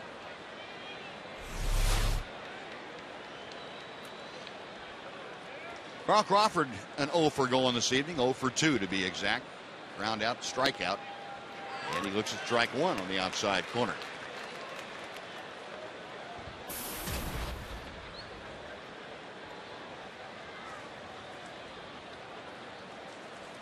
Crawford, one of the big prize free agents year before last, the offseason before last.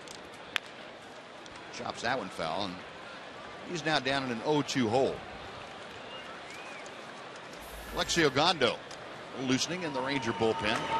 As Martin Perez approaches the 100 pitch mark here tonight. He's at 96 right now. He's done a nice job of throwing the ball where he wants to. Those two fastballs to Crawford. First one a strike on the outside corner. Next one jammed him for a little foul ball.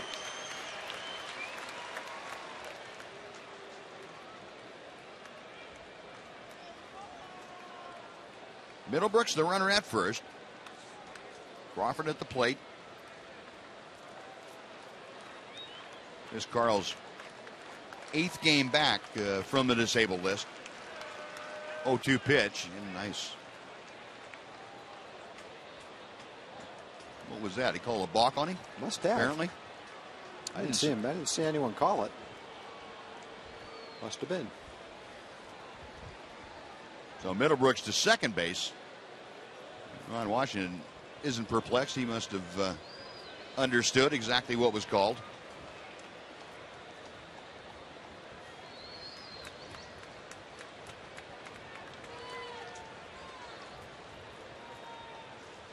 Now Perez ready. Boy, he got saw. That might have hit him between the hands. That's the second ball he's got way in on Crawford. And pretty much set up for something away right now.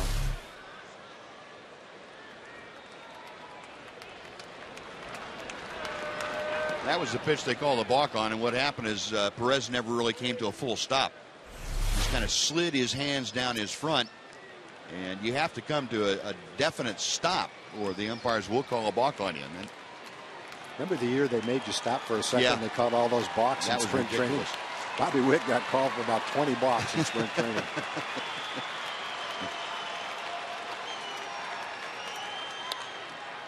And Crawford rolls one out to Elvis. A very good pitch. Had him reaching for it. That'll do it. So the 2-out single, no problem for Martin Perez and the Rangers. Red Sox leave their 6th man aboard after 5.5. Boston 1, Texas nothing on Fox Sports Southwest.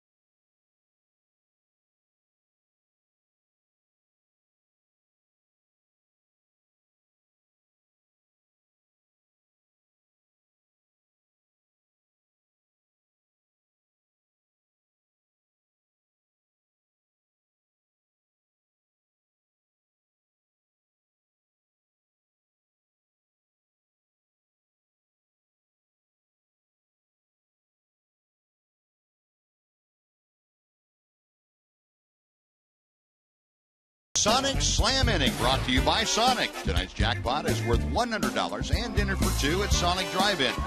Tonight, the Rangers are hitting for Donna Rice from Bartonville. If the Ranger hits a grand slam during the inning, Donna Rice of Bartonville will win $25,000. You can register at any participating Sonic restaurant.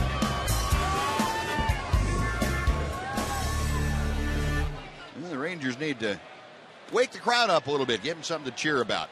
They have been shut down pretty effectively by Clay Buchholz tonight. It'll be the top of the order, and Alberto Gonzalez in for the ejected Ian Kinsler after the first inning. Takes low for ball 1. Gonzalez hitting an even 250. As you can see, he's driven in 4 this year. Limited playing time for the veteran infielder. 1-0 pitch. And that's a bit high. It's 2 balls and no strikes. Alberto, though, the winner of the sweepstakes, I guess you could say, in spring training. And Luis Hernandez having a battle as to who would be the utility infielder that the Rangers kept. Rangers felt because of Gonzalez' experience at doing that job at the big league level that Alberto was better suited this year for it. And as you would figure, not a lot of playing time. And Alberto always ready, a very, very hard worker. 2-1 pitch to him, up and in, look out. And it's 3 balls and a strike.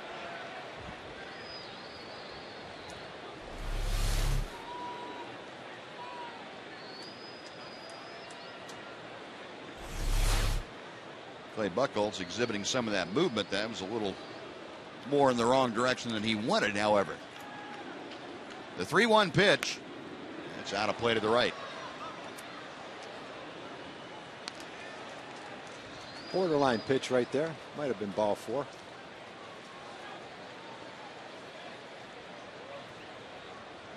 Buchholz has kept his pitch total down to a very reasonable 72 thus far. And the payoff pitch on the way. Line to left field. Crawford has a bead drawn on it, and that will be out number 1. Gonzalez hit it pretty well, but he is an out to start the Rangers 6th. It'll bring up Elvis Andrus. The shortstop, Elvis Andrus. Elvis a fly ball to right and a strikeout tonight.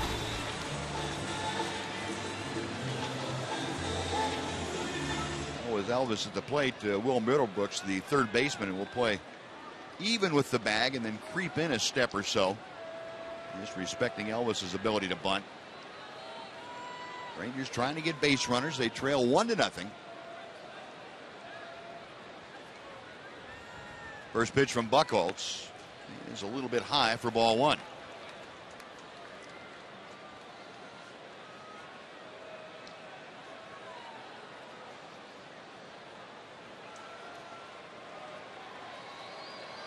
Next pitch from the Red Sox right-hander.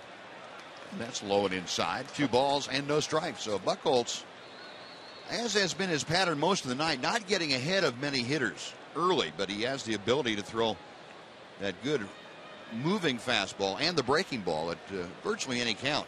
And he's kept the Rangers off balance. Started Elvis off with a couple of changeups. And ball 3 misses high. Well, the Rangers would love to get Elvis on with 1 out. He has the speed. He also is representing the tying run of this ball game, and if he is aboard, Josh Hamilton would come up there as the go-ahead run. 3-0 pitch. And it's right down the middle.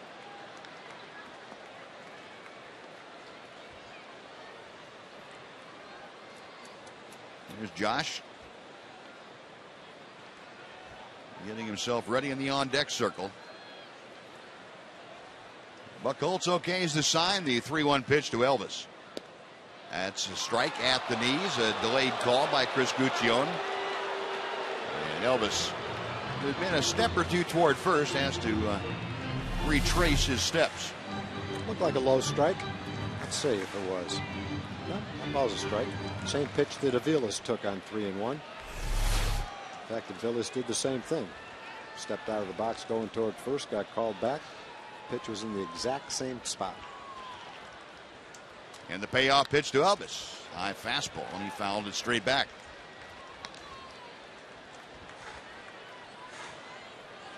Well, Buchholz, it'll be 79 pitches, 45 strikes, 34 balls. So he's kind of lived on that edge. As you saw the breakdown of the pitches. A couple of pitches either way, and he could have been in serious trouble at times. Again, the 3-2. Line down the right field line. That's going to be trouble. It's in there for extra bases.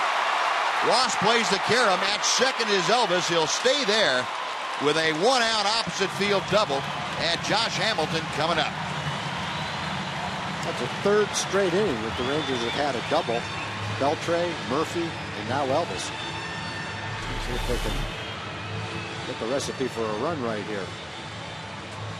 High fastball. Elvis goes the other way. Last time up, Elvis swung and missed at strike 3. Didn't have that same swing. Kind of pulled off it. Looked like he was trying to hit it to left field instead of his normal approach, where he drives it to right center field.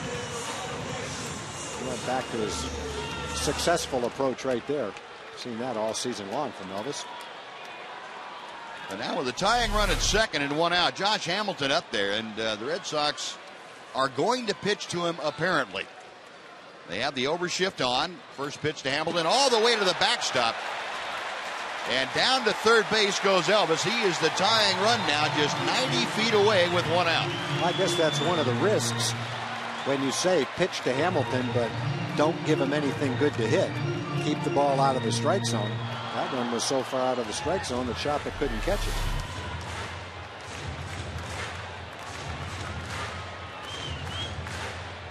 That's one of those pitches that, yeah, it wasn't very far from Kelly Shoppach, but with that kind of speed and not a normal movement for Buchholz's fastball, that thing didn't come back at all, almost cut. With a shift on right now, there's no one at shortstop. The third baseman is close to the runner at third.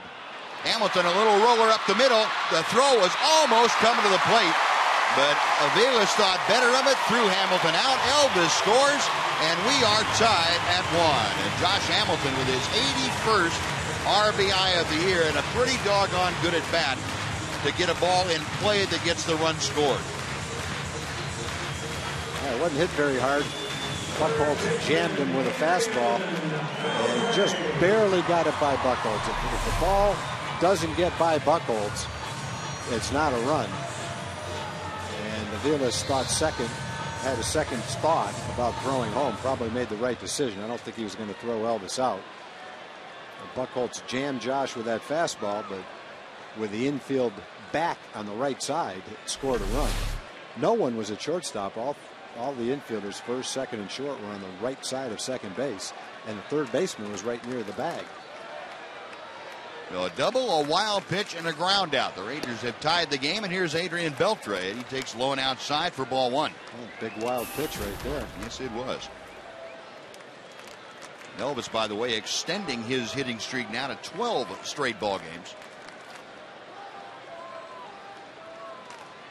Adrian tonight, a double and a ground out.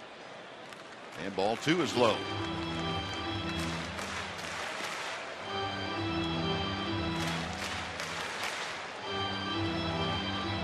Adrian backs out momentarily. Now he's back in.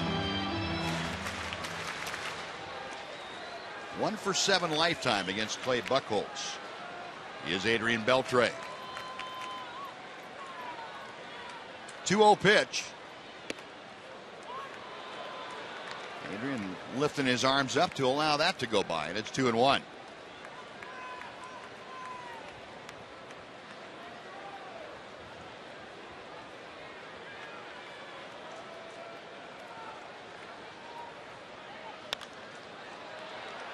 Middlebrooks gets a nice convenient hop about thigh high and fires on across the diamond. That'll do it, but the Rangers come up with the tying run. They get a run on 1 hit and nobody left. We'll go to the 7th inning. Rangers 1, Red Sox 1 on Fox Sports Southwest.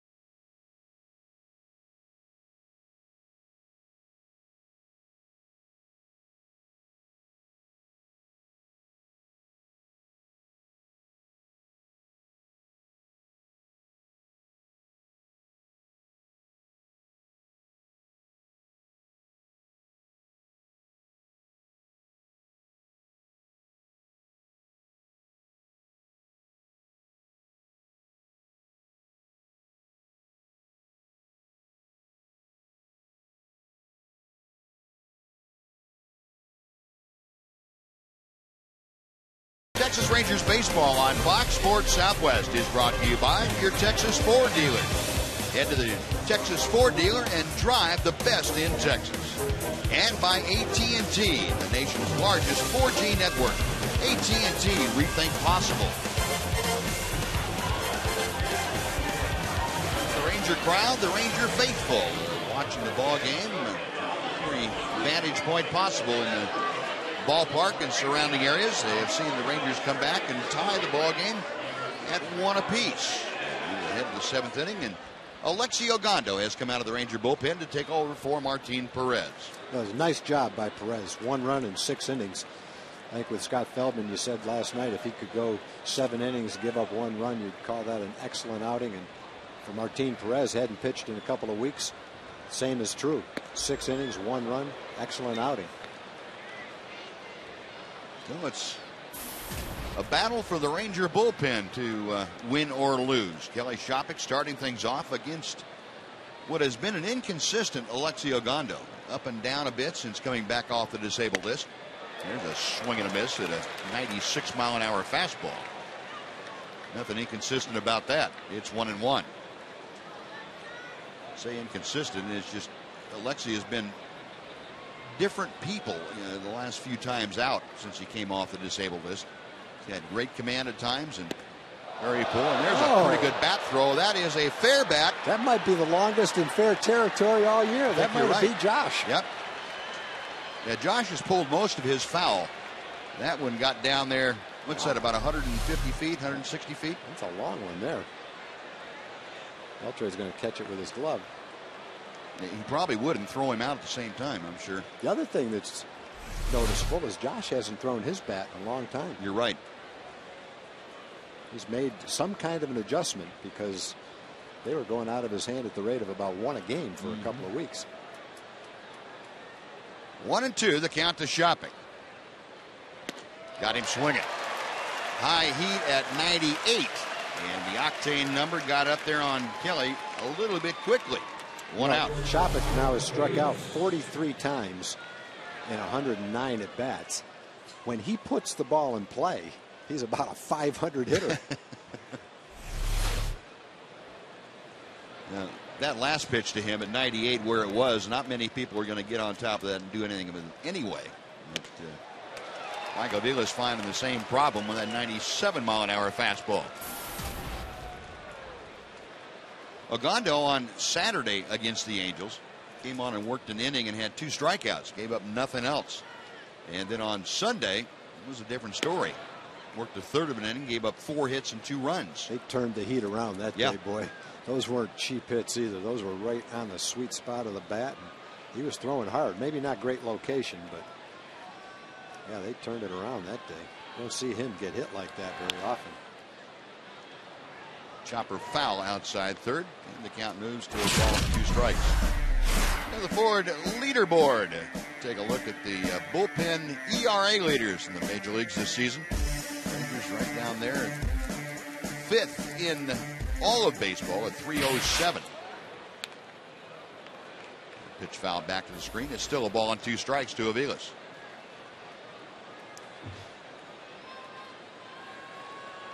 Interesting, we talk about so often about the pitching in the American League West and how good it is. Not just starting pitching, the bullpens, as you saw, the 3 top bullpens in the American League coming out of the American League West. Building a pitching staff has changed a bit over the last 15 or 20 years, hasn't it, Tom? Yeah, you do it in all different ways. Some teams go with the high-priced guys and a lot of free agents. Most teams try to build from within. Nice play by Elvis. You also have teams that make trades. And you look at the way the Oakland A's have built their young staff. They've traded for several of those young pitchers. They got Travis Blackley on a waiver claim, and he's been just about untouchable. The Rangers have seen him very good, but Toronto saw it tonight too. He held them to 1 run. Tommy Malone was a trade.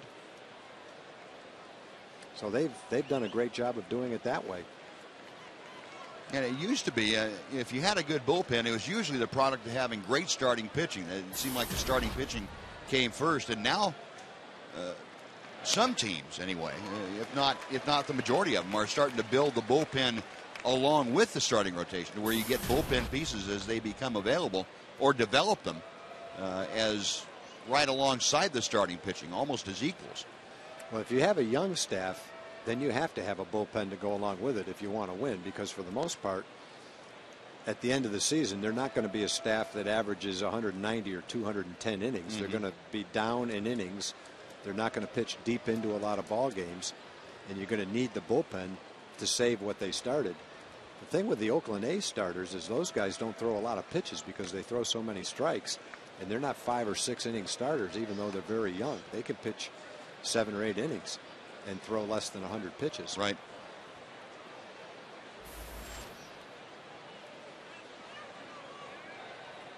Out in the West Coast, again, the Royals jumping on top of the Angels early. 2-0 last night, and the Angels came back and won that game 6-3.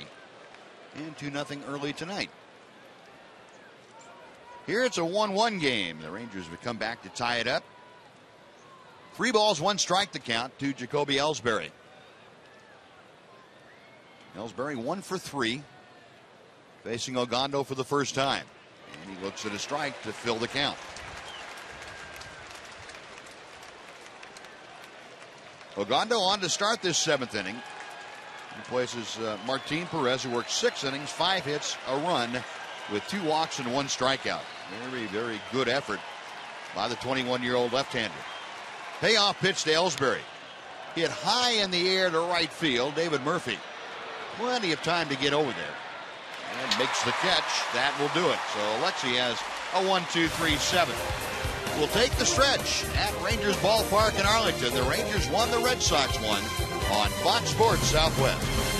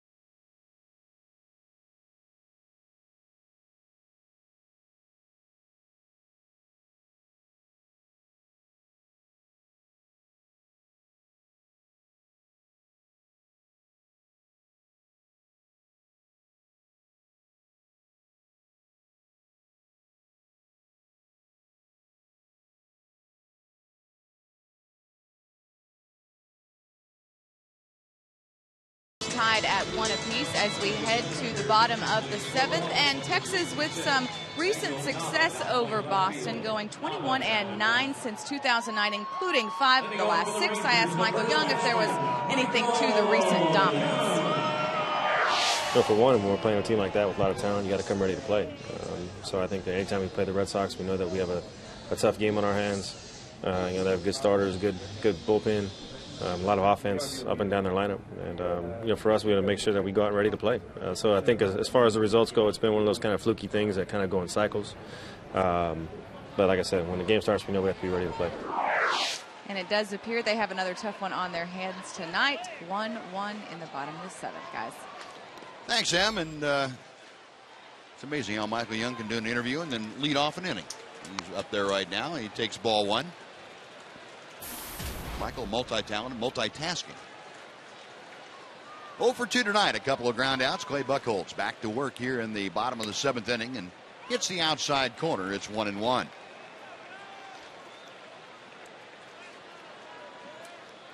Buchholz at 88 pitches as he stands on top of the rubber.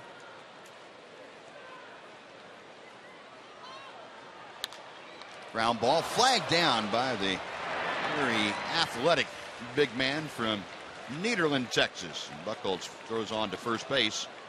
Young is retired. That's out number 1, and Nelly Cruz coming up. Now let's take a look at the upcoming pitchers brought to you by Chevron. Tomorrow it'll be Josh Beckett, another Texan. He'll be on the hill against Derek Holland. 5-8 in Beckett's record with a .453 earned run average. Derek Holland at 6-5 with a .484. A lot of questions about the health of Josh Beckett. Been inconsistent this year a bit, and the velocity had been down. The breaking ball not quite as sharp. That's all subject to change on any given night, but at least that's the reasoning behind such an un-Beckett-like year production-wise. Going outside, 2 balls and no strikes to Cruz.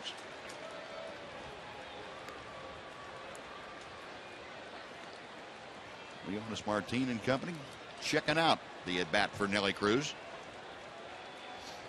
We'll see Leonis snap his head to the right real quick. Watch that ball go flying by him. Okay.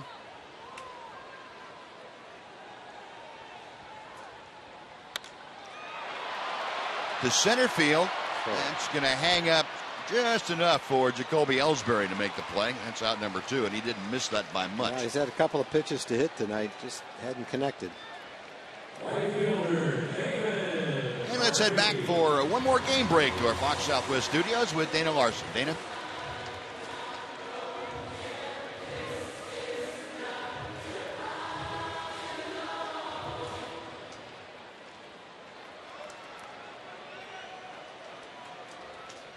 All right, Dana, thank you. Now here's David Murphy, who is 2 for 2 tonight and has hit the ball as hard as anybody in the game. He has singled to center. He has doubled off the wall in deepest right field, right off the facing of the wall or facing of the Ranger bullpen out there. A little more altitude this time, and the Rangers will be leading 2-1. Way inside. 2 balls, no strikes. Boy, and don't you know that Buchholz knows exactly who's at the plate right now. Bobby Valentine and his pitching coach Bob McClure over there checking out this matchup.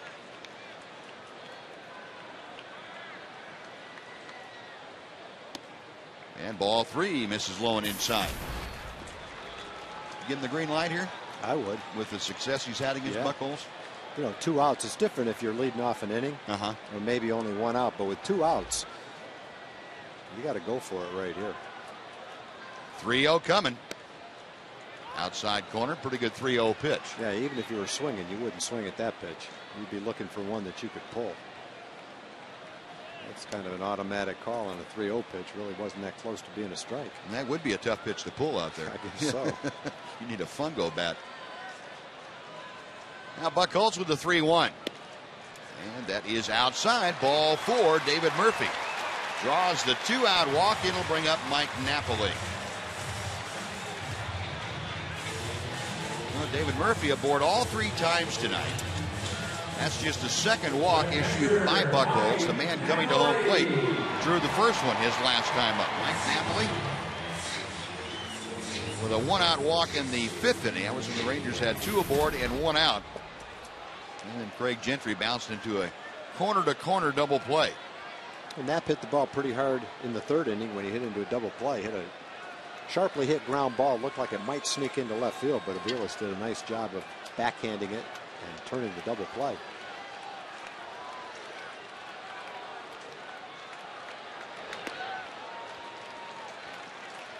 Breaking ball hangs high to Napoli. It's 1 ball, no strikes. Napoli looking down to third base coach Dave Anderson, going through a series of signs. David Murphy, the runner at first, maybe a base stealing threat. Probably until you got to 2 strikes, I would think, with Napoli up there. You'd probably have him stay there. give Napoli the benefit of that enlarged hole on the right side with Adrian Gonzalez holding the runner.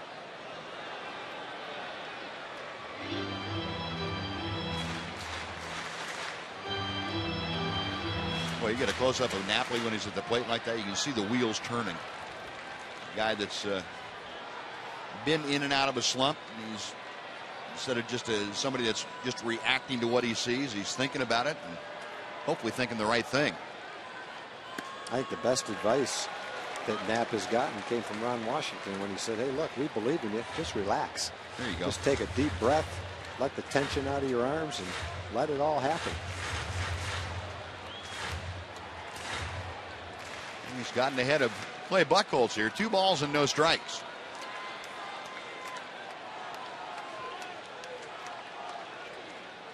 Right-hander sets at the belt.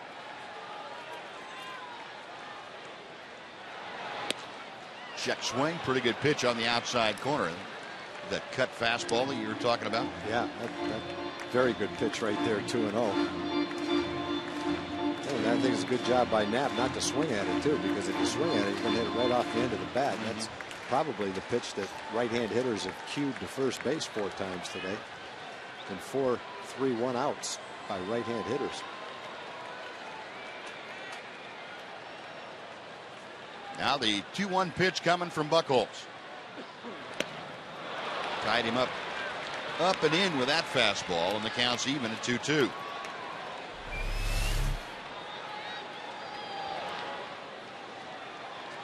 Not too dissimilar from what we saw Scott Feldman do last night. That cutter away and the 2-seamer or sinker coming into right-handed hitters, giving them fits.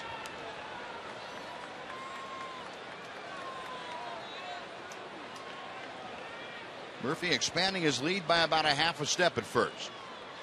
And the 2-2 pitch. Low and outside. The count is full. And with 2 outs now, Murphy will be off and moving with the next Buchholz offering. Craig Gentry hoping to get a shot at Buchholz in this inning. Bobby Valentine not at ease by any means on that Red Sox bench.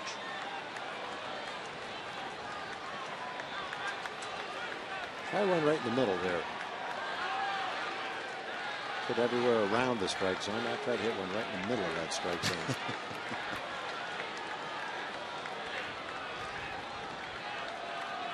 Buchholz, after a long look, has the one he wants. There goes Murphy, and the pitch is fouled back. He'll come back and try it again. Careful. Get his wind sprints in here a little bit.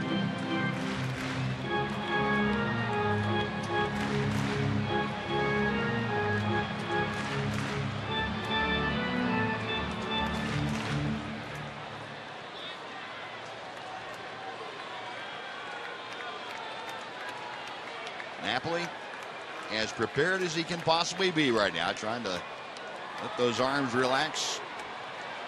He's ready to work, and so is Buchholz. Again, the 3-2, way inside, ball 4, and that puts the go-ahead run at second base with 2 outs, and Craig Gentry coming up. So back-to-back 2-out walks, and Bob McClure will make a visit to the mound. Now landing the center fielder, Craig Gentry. Well, folks, the all-new $2 Powerball from the Texas Lottery has landed, and the current estimated annuitized jackpot is $121 million. Play today because Powerball has changed for the bigger. Now, Bob McClure, formerly the pitching coach with Kansas City, has come over here and inherited a Red Sox group that's had some injuries. They've also had some performance that a little bit disconcerting, I guess, when you have Lackey injured as one of your big starters, but concerned about John Lester and Josh Beckett, both of them down significantly with no apparent health problems. Clay Buchholz has done a very good job. Felix Dubron, who pitched last night, has done an excellent job. But Murphy at second, Napoli at first, 2 outs. Craig Gentry, who grounded into a double play last time up, 0 for 2 this evening.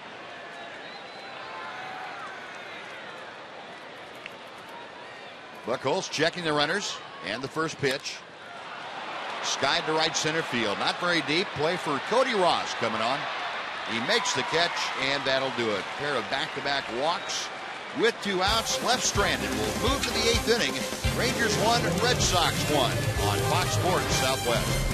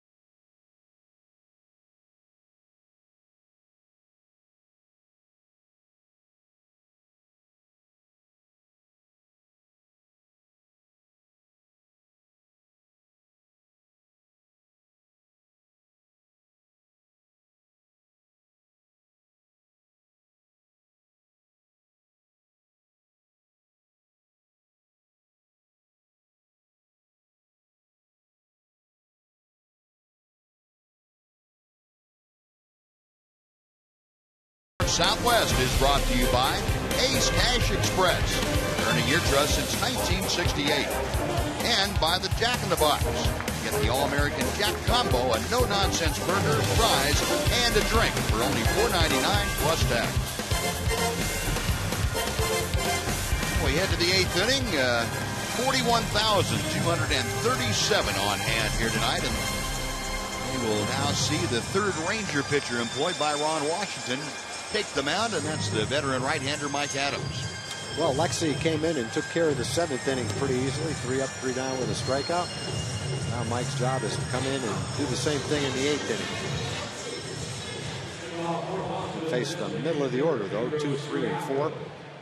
Toughest part of the lineup with Pedroia and Gonzalez batting.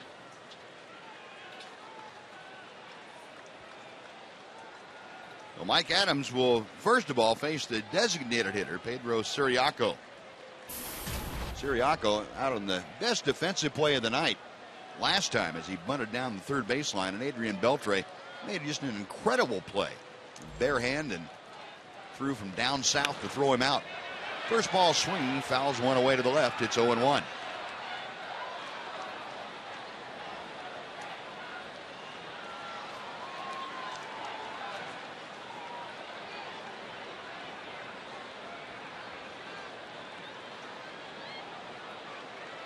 No balls and a strike. Ciriaco starting things off. A young man who was the all-star shortstop in the International League this year before he was called up. Swing and a miss, and it's 0-2. Well, here's the Brown hand center. Great hands of the game. Here's the one we were talking about in the 5th inning. Watch Adrian Beltre. Bare hand throws from his hip pocket. Right on the money with some steam on it. Ciriaco, who has great speed, that's always been a base hit. Apparently not tonight. Next pitch, loop foul down the right side, and that will reach the seats. And the count remains no balls, 2 strikes.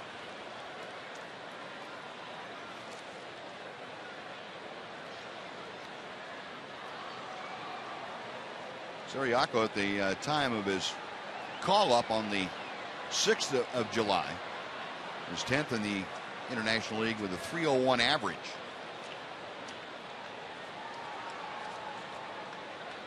Right-hander waiting, and back to him is Adams. Foul tipped, and we'll try it again.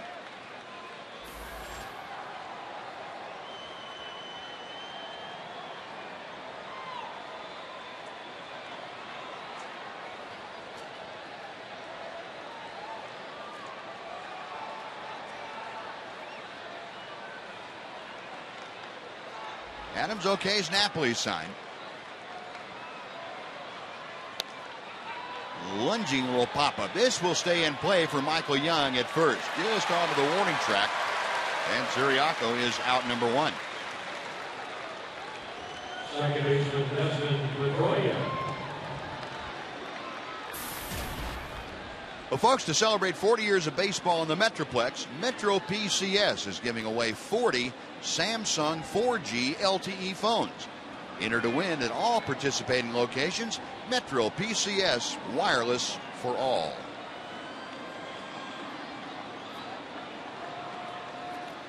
The 1 out, here's Pedroia, who has flied out all 3 times tonight.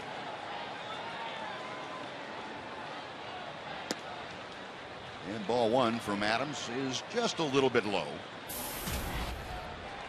Pedroia, who has missed 18 games this year with combination right thumb sprain and right jammed thumb. Not having a year that's really up to the standards that he's set for himself, but still not a bad year. It's just that with that Ortiz in the lineup, it really makes a difference. There's former Ranger Vicente Padilla loosening in the Boston bullpen. You go back to 2007, Pedroia was the Rookie of the Year. 2008, he was the MVP in the American League. Burst on the scene pretty quick. Loops this one down the right field line, just slicing foul. That was going to be fair from our angle. Foul by 3 feet or so. And Pedroia back to the batter's box. Mike Adams heaving a sigh of relief. Pedroia is an amazing hitter. He's a little guy, strong but short. Uses what looks like a fairly long bat, holds it down near the bottom, and swings as hard as he can. And in his career, he's struck out significantly less than he's walked. Very tough, one of the most difficult guys in the league to strike out. Yeah. You talk about some great hand-eye coordination. The little guy can hit, boy. Yes, he can. Hit 21 home runs last year. Speed, he stole 26 bases. He's won a Gold Glove. A good little player. Yeah, he came into this year as a career .305 hitter at the major league level. That's saying something. He's a good second baseman in the American League. When you look at Ian, you look at Robinson Cano, and look at Pedroia. It's a strong position, boy. Check swing, and there will be no appeal. Count goes full to Pedroia with 1 out. Base is empty. Pedroia hitting in the number 3 spot, to be followed by Adrian Gonzalez. And Mike Adams doesn't want to walk Pedroia.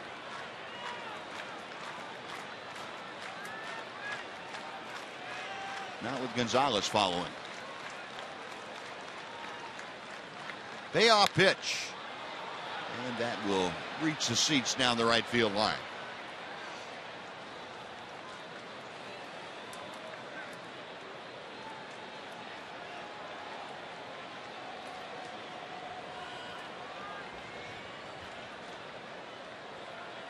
Mike Adams from South Texas,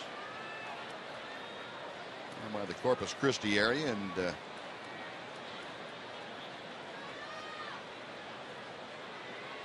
on the hill here tonight, trying to keep this ball game tied in the 8th inning.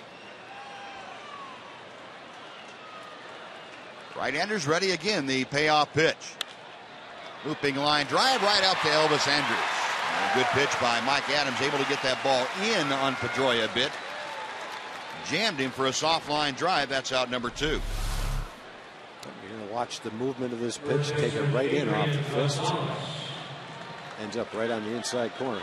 Pedroia can't muscle it enough to get it over Elvis's head at shortstop. Ends up in a little soft, easy line drive.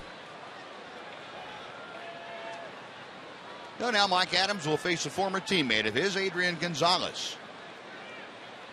Teammates out with the San Diego Padres for a couple of years. And a low strike. It's 0-1.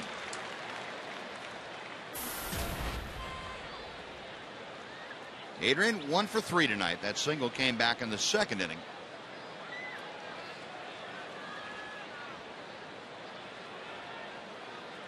Adams back to him. It's one of the more strange swings we're going to see Adrian Gonzalez have. Maybe a little mojo going between former teammates.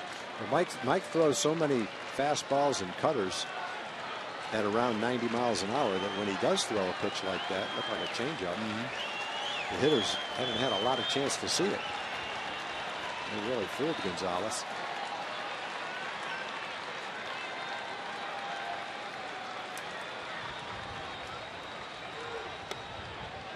Pretty good breaking ball there, down and in. 1 ball and 2 strikes.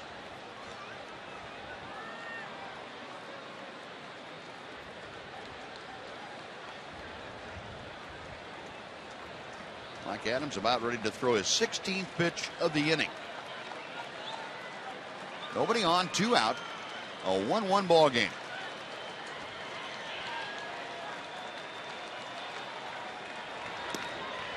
Just get a piece of it to stay alive, tough Adrian pitches, Gonzalez. boy. Nothing good to hit.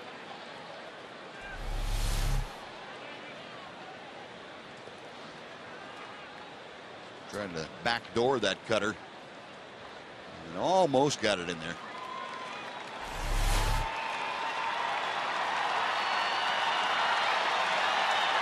Well, we'll try the 1-2 pitch again.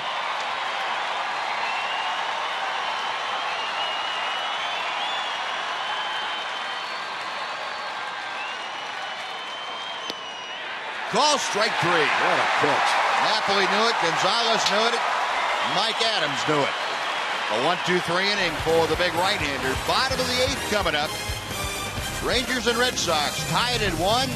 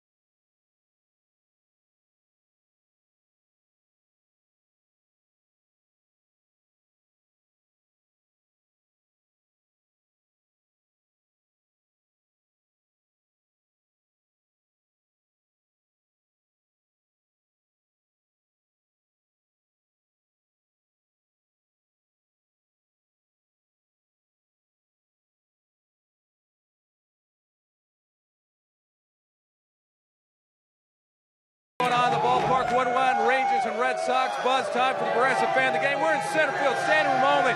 It's got to be these guys. What do you call yourself? Los Logos Rangers! All right, 7 of them all masked up, cheering all game long, trying to get those Rangers going. They're actually 7 accountants from Dallas. But here's the bag. Congratulations, got the Ranger championship belt, and they're fired up. Way to go, guys. Let's go, Rangers! Let's go, Rangers! Let's go, Rangers! Let's go, Rangers! Let's go, Rangers! You know, if you ever wondered what accountants did to let off steam, apparently we just found out.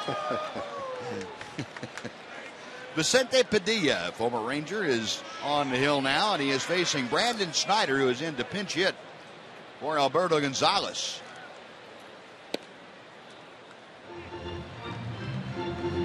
Well, Padilla's having a solid season for the Red Sox. Done a good job for Bobby Valentine out of the bullpen. Been a starter virtually all of his career. getting a chance as kind of a late inning setup guy.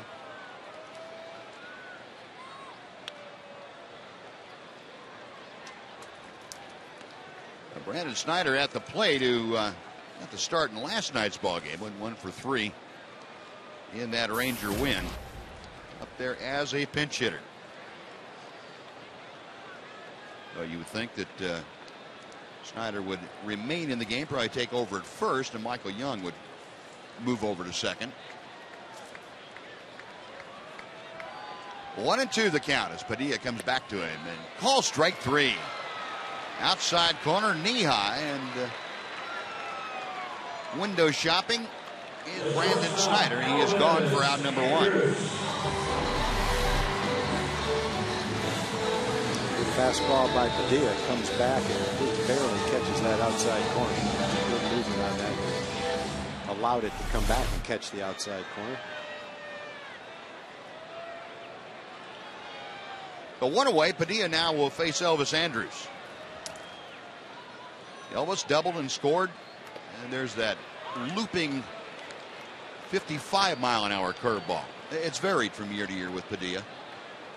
It's gone down to as low as 50 and as high as 62 or 63. Well, it's a great way to get ahead in the count because very few hitters are going to swing at that pitch on the first pitch. If you can drop that thing in for a low strike, it's a great way to get ahead in the count.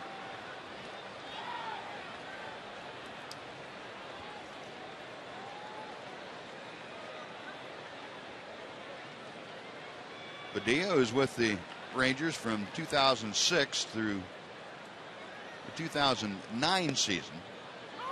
Throws a strike on the outside corner. It's 1-2. Vicente, originally the property of the Diamondbacks,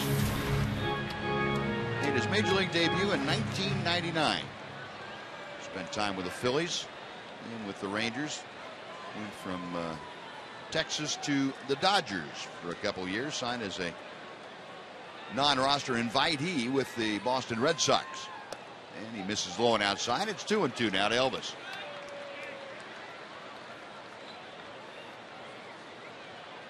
Padilla, 34-year-old from Chinandega, Nicaragua.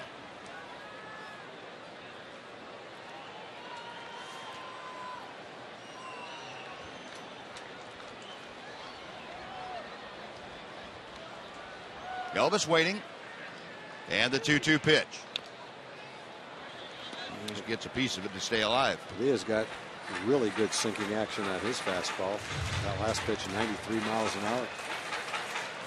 You can tell how much the movement fooled Elvis by the way he swung at that 93 mile an hour pitch.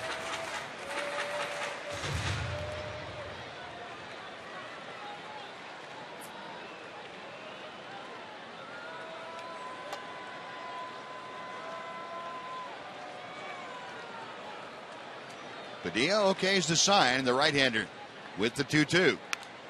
That's out of play to the right.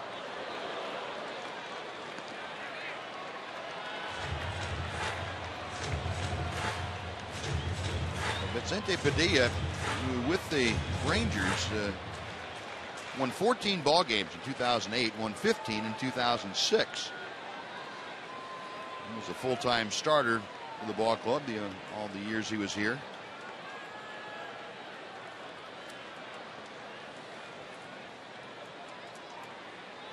And again, the 2-2. Slow roller down the third baseline. Middlebrooks, bare hands, throws, not in time. And Elvis aboard with an infield single. He is the go-ahead run with Hamilton coming to the plate.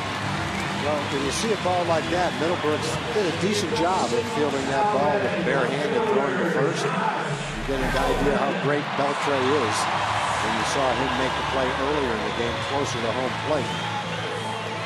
Middlebrooks just isn't quite able to get the same amount on his throw that Beltre got on his, and Elvis beat it out.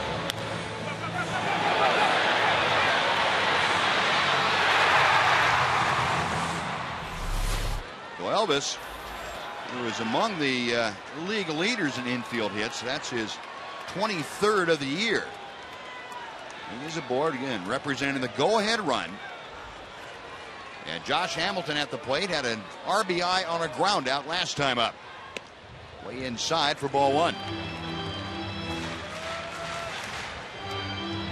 Padilla can be fairly easy to run on, but the question is, with Hamilton at the plate, would you put the green light out there for Elvis? Elvis does not have a stolen base in his last 18 ball games. His running game has been pretty well shut down. And Padilla goes first base way with a throw. Back diving is Elvis.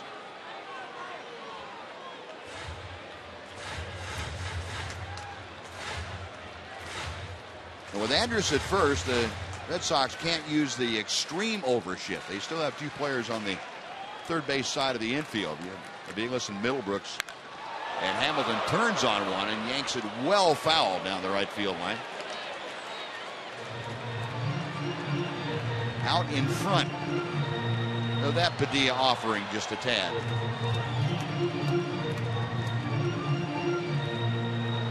A ball and a strike.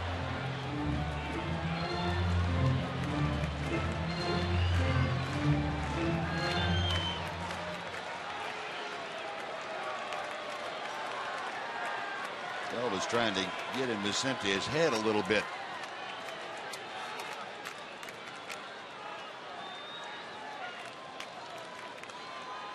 That was a pretty good lead over there. Padilla just holds the ball, and Hamilton shoots one out of play to the left this time. A ball and 2 strikes now. Dave Anderson, Ranger third base coach, going through the signs. Received by Elvis at first. See if the green light is on now that there are 2 strikes on Josh Hamilton.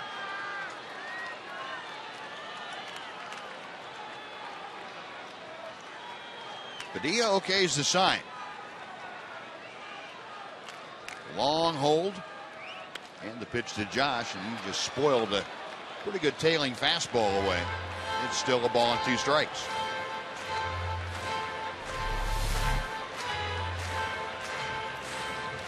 Way out of the strike zone, but Josh is still able to cover and foul that pitch off.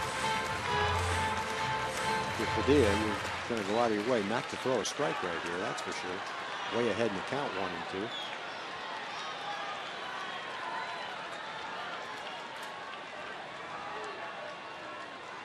Padilla and Kelly Shopik having trouble getting together on the signs, and the right-hander wants to have a talk with the veteran catcher.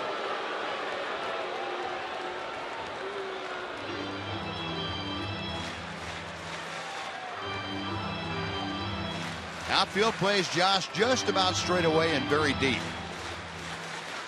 You saw the infield alignment shifted around to the right, but not in the overshift. One out, and Elvis at first. You have Pedroia playing way over in the hole. A swing and a miss, he went up the ladder. And Josh couldn't reach it. You know, a big strikeout for Padilla. That's out number 2, and it brings up Adrian Beltre.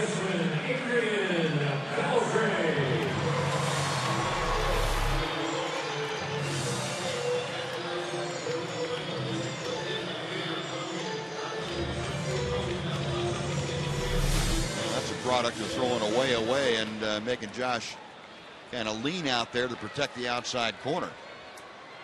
Coming back with that fastball just above letter high inside. But 2 strikeouts in the inning. Here's Adrian, who is 1 for 3. And the ball gets away as Padilla was messing around. Elvis around and going to third. The throw is too late. Padilla trying to play games with Elvis at first base. Made a little snap throw, and it got by Gonzalez. I don't know whether Gonzalez was expecting it or not. Elvis is definitely getting in Padilla's head. I don't think he was going anywhere. He was just messing with Padilla. Yeah.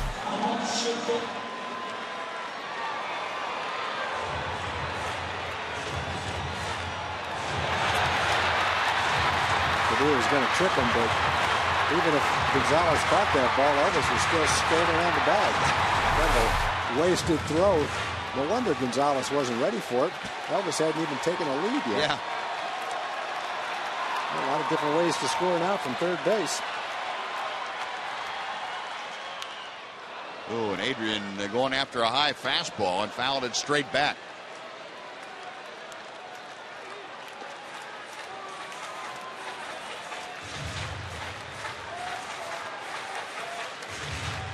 Bobby Valentine talking with Alex Ochoa saying, what just happened?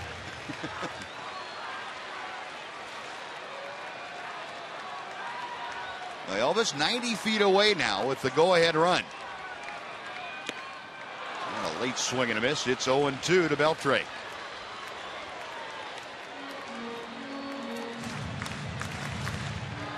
Adrian, a couple of ground outs and a looping double to center field.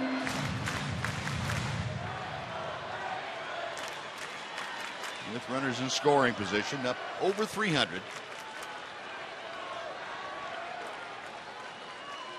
And Padilla back to him. It's fouled straight back. And we'll try it again.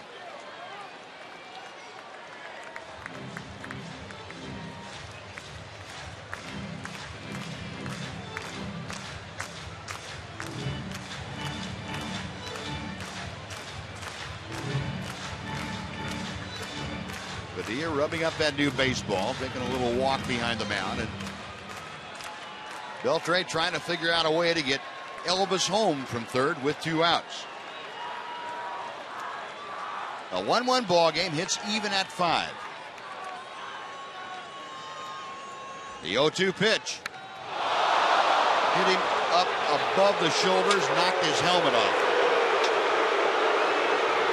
And Adrian is down. The ball carrying almost straight up in the air. Looked like Adrian was able to turn in the back of his head toward the pitcher as that ball was coming in. They got him right in the helmet. Well, there's times where, you expect that from Padilla. I don't think that was intentional right there. That pitch just got away from him. Padilla created enemies within his own team because of his propensity to go after other teams' hitters. Then your own hitters know they're going to get drilled, but I don't think that was the case right there. I think that pitch just got away from him. Trying to put a little extra on it to get the last out of this inning. Well, Bobby Valentine out to the mound. Well, Jamie Reed checks out Adrian Beltre, and it looks like they're going to have to replace him. Well, they've already lost Ian Kinsler. They pinch hit for Alberto Gonzalez. They're kind of running out of options now. Well, the only 2 players you have on your bench, Yorvit Torrealba so you can and Leonis Martin. Put Torrealba in, put Napoli. Boy, that got a lot of helmet. Yep. That didn't just glance off the top of it either. You could put Napoli at first, Snyder over at third, and keep Michael at second. Put Michael at second. Yeah, that got below the middle of the helmet, down closer to the ear than the top of the head. And that will stun you when you get hit by a 94-mile-an-hour pitch right there. And just keep our fingers crossed.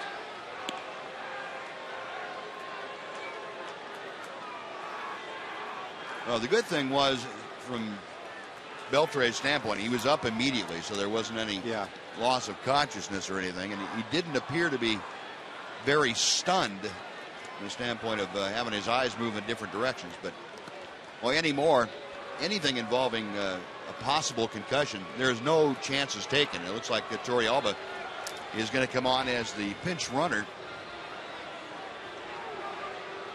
for Adrian Beltre. Something that hasn't happened to Torrealba very often in his career. Well, that leaves just Leonis Martin on the bench.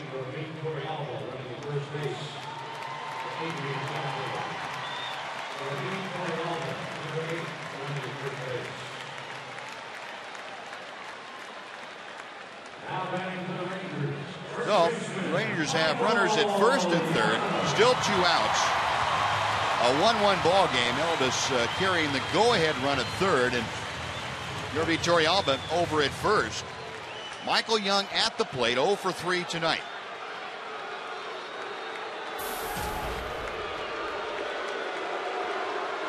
Young 3 times has grounded out and takes the pitch outside for ball 1.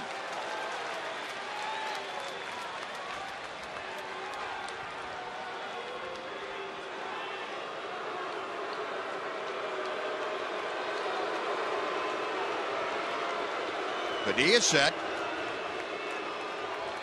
The pitch on the way. Ground ball to short. Aviles fires on to first, and that'll do it. So the Rangers can't do anything with the hit batter and the error and the infield single. They strand a couple. We're going to ninth. The Rangers won, the Red Sox won on Fox Sports Southwest.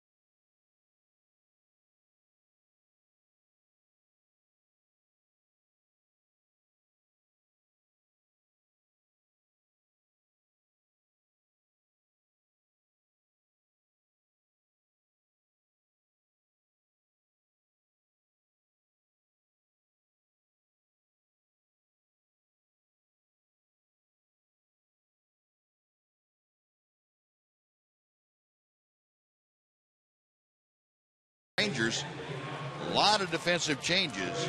Joe Nathan, first of all, has come on to take over on the hill here in the ninth inning of a 1-1 ball game. We'll look at Nathan's numbers. 39th game of the big right-hander season. Opponents hitting just .238. Every time you look at those numbers, the thing that stands out, 46 strikeouts and 5 walks. 9-to-1 ratio. And he will be working to a new battery mate. R.B. Torrealba came into the ballgame as a pinch runner for Adrian Beltre. The Ranger third baseman was conked with a Padilla pitch. Mike Napoli moves from behind the plate to first base. And Michael Young moves from first over to second. And staying in the ballgame at third base is Brandon Snyder. Well, the infield of Napoli, Young, Andrews, and Snyder. First around to third with Torrealba catching.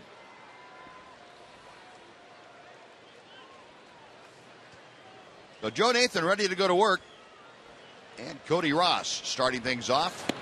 Takes a fastball on the inside corner for strike one.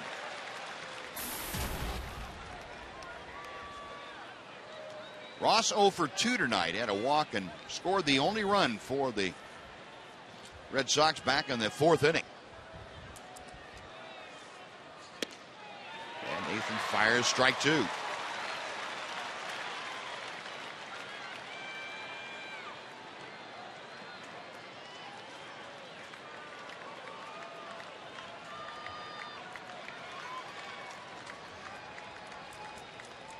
Big right-hander into the wind, the 0-2 pitch.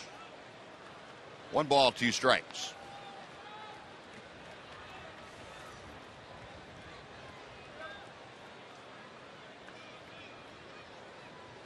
Now, in case you missed it earlier, Martin Perez worked 6 very effective innings tonight. Gave up a run on 5 hits. He has been followed by Alexi Ogando, who worked a perfect inning with a strikeout, as did Mike Adams. Perfect inning with a strikeout. Now Joe Nathan trying to follow suit. Give the Rangers an opportunity to win this ball game in the bottom of the ninth inning. 2-2 pitch on the way. Got him swinging. With that hard slider, and even though it was up a little bit, Ross not able to make contact. That's out number 1. Well, since the bullpen has taken over, it's been 7 up and 7 down. 1, 2, 3 for Ogando and Adams. And now the first out for Joe Nathan here in the ninth. Rangers have had a man in scoring position the last 5 innings, cashed in 1 time.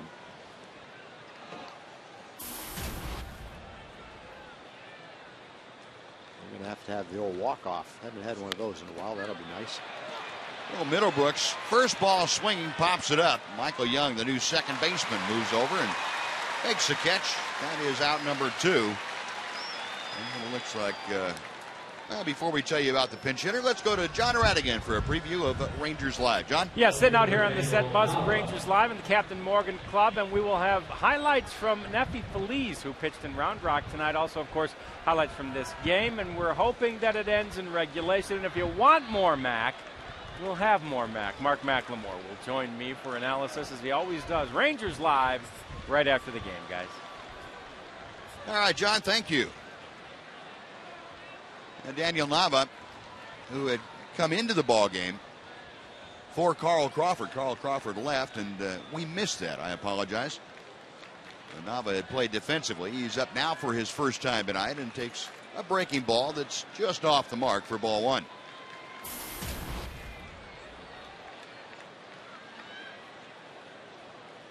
Nava hitting .250, 4 home runs, 27 driven in. There's another breaking ball that finds the mark. It's 1-1. Nava's a switch hitter who hits .290 left-handed and .148 right-handed, so he's up from the right side.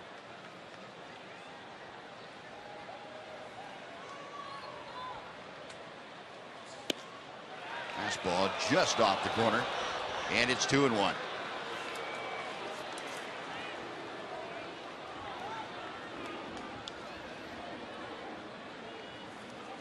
One thing about the bench that Bobby Valentine had to use tonight, 3 switch hitters gives you a lot of good options. Ryan Sweeney, the only left-hander that was on the bench. The pitch just outside. It's 3-1. And another switch hitter off the bench, Jared Saltalamacchia, waiting in the on-deck circle to pinch hit for Kelly Shopping. Joe Nathan trying to make sure it doesn't get that far as he deals to Daniel Nava with a 3-ball, 1-strike count. And misses low, ball 4. No, and very rare Joe Nathan walk with 2 outs. Daniel Nava aboard, and now Saltalamacchia will come on as a pinch hitter. Salty, a big game last night. Remember, he hit the long home run over the Ranger bullpen in right center field. That accounted for the only Red Sox run. And then he also hit a ball that almost got out of here to dead center. Hit right at the corner of the top of the wall and came back into play.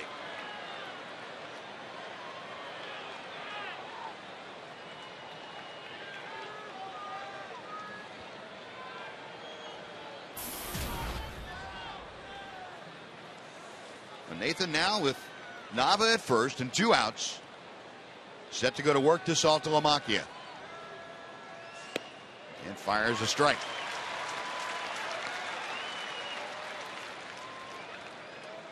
Salty hitting just .233, but 19 home runs, 45 RBI. Those 19 home runs already a career best for Saltalamacchia by 3 at the big league level.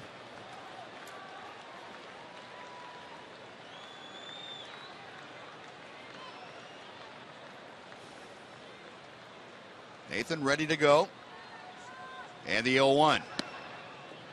Just a bit low. It's 1 ball, 1 strike.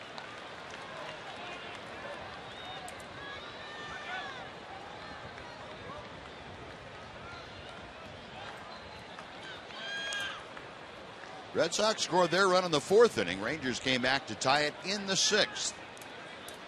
Hits are even at 5 tonight. The Red Sox have the only 2 errors of this ball game.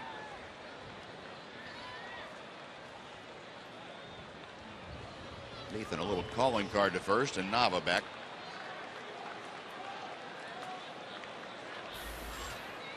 Alfredo Aceves, the closer getting loose just in case Red Sox able to take the lead.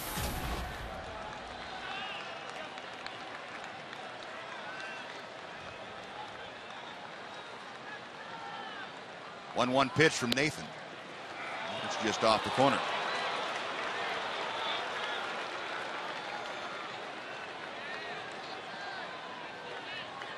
Scott Feldman found last night you don't want to get Saltalamacchia in a situation where he can look for a fastball exclusively.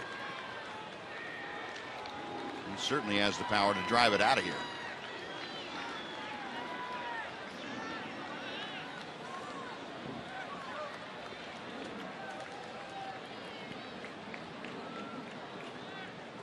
Nathan a check of first, and the 2-1 pitch. There's the breaking ball, and it's chopped foul. So Joe Nathan able to pull the string a bit and get Saltalamacchia out in front. Now it's 2 balls and 2 strikes.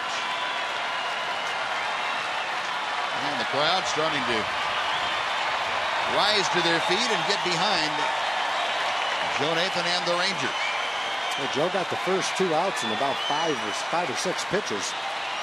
Had to work to get the next out, though. Having to work to get it.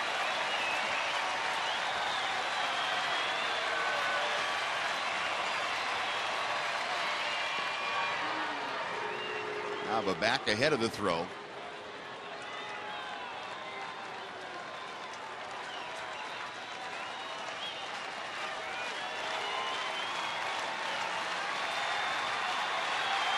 Nathan working from that extreme third base side of the pitching rubber. He okays the sign from Torrealba. And the fastball up high, couldn't get Saltalamacchia to offer, and the count has gone full. So that will allow Nava, the runner at first, to be off and moving with the pitch. Saltalamacchia hitting in the number 8 slot as a pinch hitter, and Mike Aviles, the shortstop, would be next. He was waiting in the on-deck circle.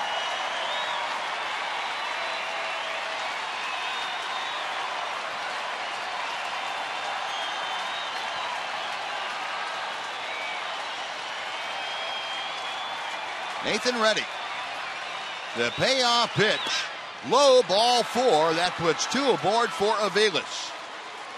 Back-to-back walks. And Mike Maddox has to be as stunned as everybody else. You're talking about a guy that's only walked 5 guys in 38 innings coming in, and a guy who got the first 2 outs, a strikeout and a pop-up on 6 pitches, 5 or 6 pitches.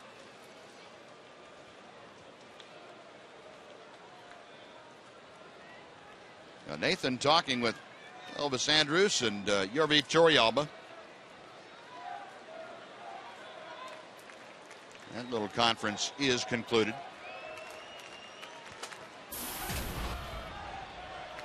And Mike Aviles, who is 0 for 3 tonight, will step to the plate. Go ahead run at second base for Boston. Saltalamacchia at first, Nava at second, both aboard via the 2-out walk.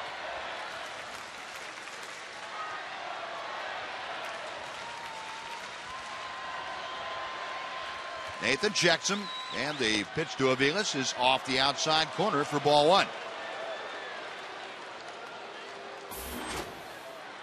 Aviles, a fly ball to right, a line drive to left, and a ground ball to short tonight. 280, about 20 points higher than his season average. With runners in scoring positions, slightly a better hitter. Check swing, it's a strike. 1-1. Joe was able to get a quick out for the 3rd out. He'd have gotten out of the inning with maybe 7, 8, 9 pitches. And if the Rangers don't score in the bottom of the 9th, he could have easily have gone out for the 2nd inning. But now, ready to throw his 20th pitch, it'd be a little bit more difficult for him to do that. That's assuming he gets the last out right here. 2 balls and a strike as he misses low. Ron Washington knowing that he already has a short bullpen to work with. He's used Ogando and Adams. And now Nathan. And that cuts it down to his 2 left-handers, Kirkman and Ross, and Tanner Shepard. The 2-1 pitch. A strike on the inside corner. He had Aviles falling all over himself to get out of the way. And the count is even at 2-2.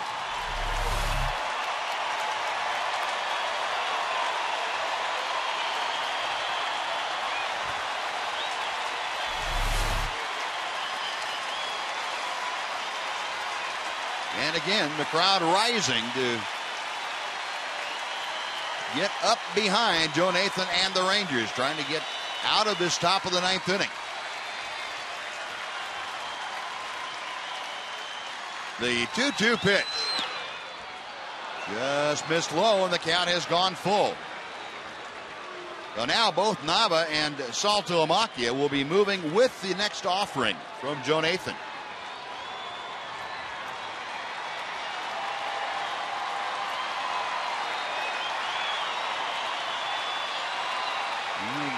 People on pins and needles here right now.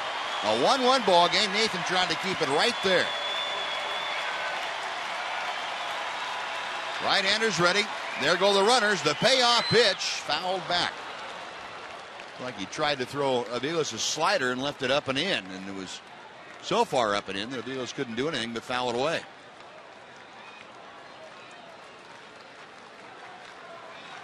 And Torrealba out to have a little chat with Joe Nathan. And a slap on the chest. Okay, let's go. One more pitch. We got it right here. Nava the runner at second. Saltalamacchia over at first. And the crowd all into it for the Rangers.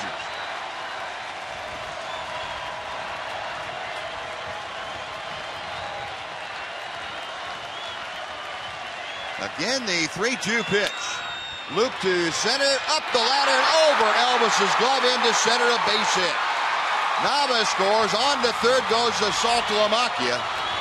And Mike Aviles, a looping liner, makes the two-out walks by Nathan come back to haunt the Rangers. The Red Sox lead 2-1. They made a good pitch. He threw him a slider on the outside corner. Aviles is fooled by it a little bit. He hits it right off the end of the bat, but with enough on it, just over Elvis's head. And a harmless little hit, but preceded by 2 walks, did some major damage.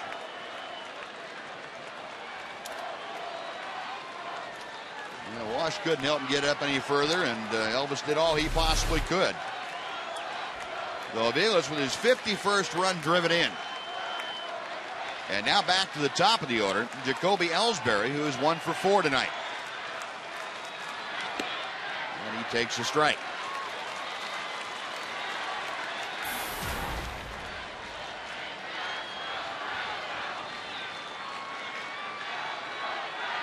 But just as soon as you think you have baseball kind of figured out, it jumps up and you see something that completely out of left field, so to speak. Back-to-back 2-out walks for Joe Nathan. Joe is pinpoint to the first 2 hitters. Yeah. 6 pitches, 2 quick outs, and not sure what happened after that, whether he just couldn't command his pitches or got a little too careful trying to make the perfect pitch. Whatever it was, it led to 2 walks for a guy that only walked 5 all year long.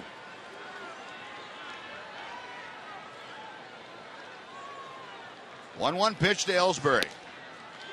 And that's low and inside, 2-1. The Rangers have to get Tanner Scheppers up. That's 27 pitches for Joe Nathan. He just about reached as many pitches as Ron's going to let him throw tonight. As soon as Scheppers ready, depending on what happens with this hitter. The 2-1. And that breaking ball is on the inside corner, knee high.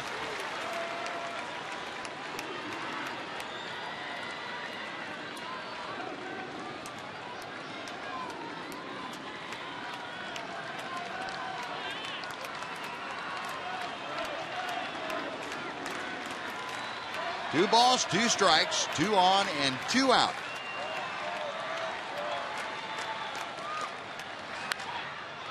Fly ball into right center. That's playable for Craig Gentry.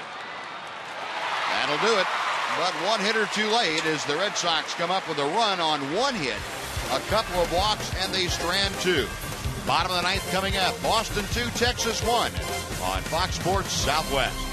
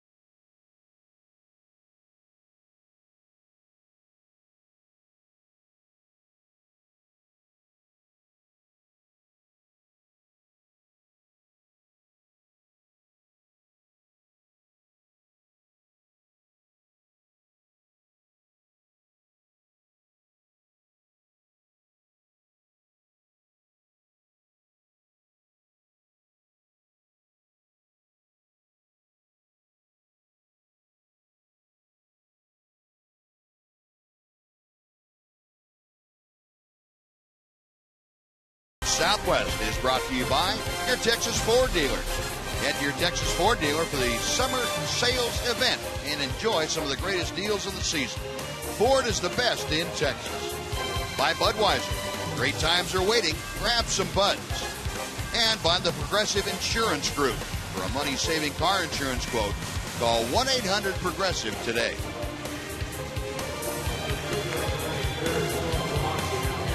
Bottom of the ninth has arrived, and it no longer is a tie ball game. Red Sox strike for one in the top of the ninth, and Alfredo Aceves, their closer, is on to try and shut the door on the Rangers. Well, Aceves has had a good season, not a great season. He's blown 4 saves, 20 out of 24. And he's thrown a lot of innings, throws hard. Fastball, mid-90s fastball. Shut down the Rangers here and get the save. The Rangers are going to try to turn that fortune around for themselves and have a walk-off win. Unusual outing for Joe Nathan with 2 walks leading to that 1 run.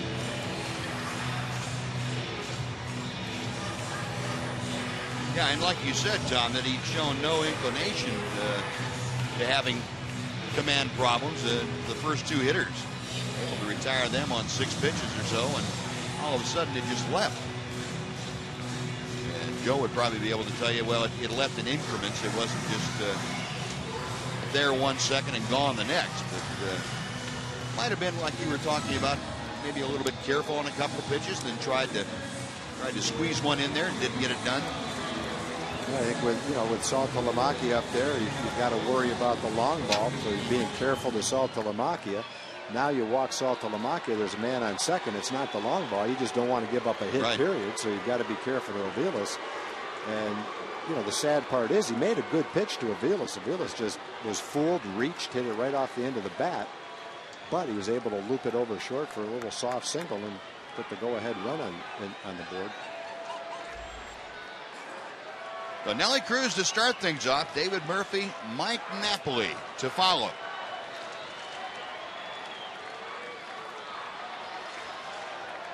Aceves, originally with the Toronto Blue Jay organization back in 2001. Spent some time with the Yankees. And first ball swinging, Nelly Cruz scalds one to short. Aviles fires to first, and Cruz is gone.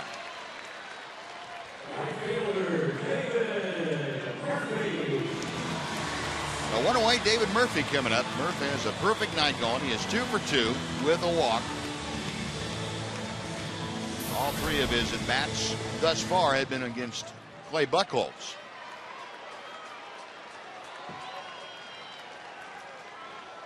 Good word from downstairs. Good news about Adrian Beltre. Everything so far is tested out normal for Adrian. Good. But they'll continue to monitor him.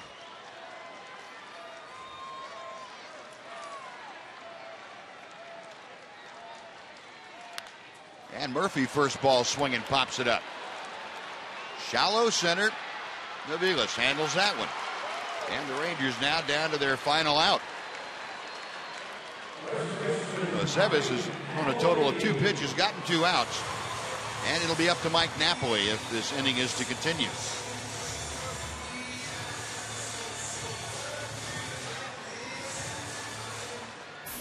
Napoli has walked his last 2 times to the plate, 0 for 1 officially.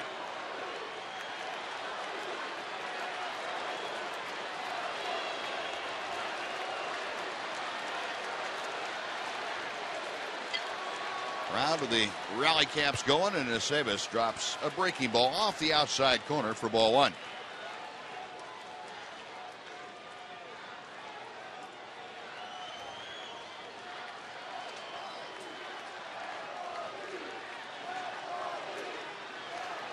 Aceves, the 30-year-old from Sonora, Mexico.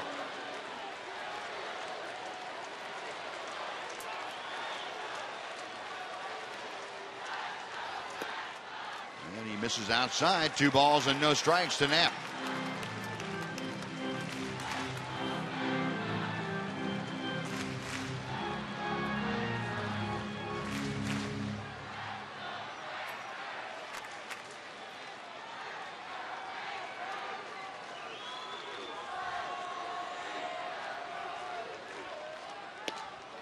There's a strike. Thigh high outside corner. It's 2-1. Mike Napoli didn't exactly agree with Chris Guccione, but he's okay. A borderline pitch. Yep. If you're a hitter, you definitely don't want to see that called a strike. Top of the strike zone.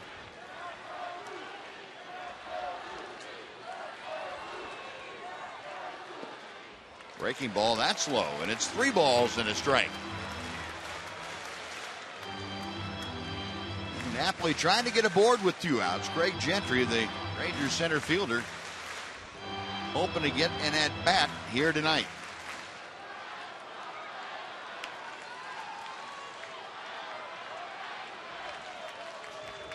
Aceves with the 3-1 pitch. Low ball 4. And the Rangers have life as Napoli draws his 3rd walk of the night. He represents the tying run, and the winning run coming to home plate in the person of Craig Gentry. We're going to get a pinch runner now as Leonis Martin will limber up those legs and take the place of Mike Napoli at first base. I saw Knapp earlier in the game be checked out by the trainer after trying to beat out a double play ball, so it's probably not 100%. And you'd love to have the opportunity to score on a double right here. That's why Martin's in there, and you'll figure out the defensive positioning if you're fortunate enough to tie the game.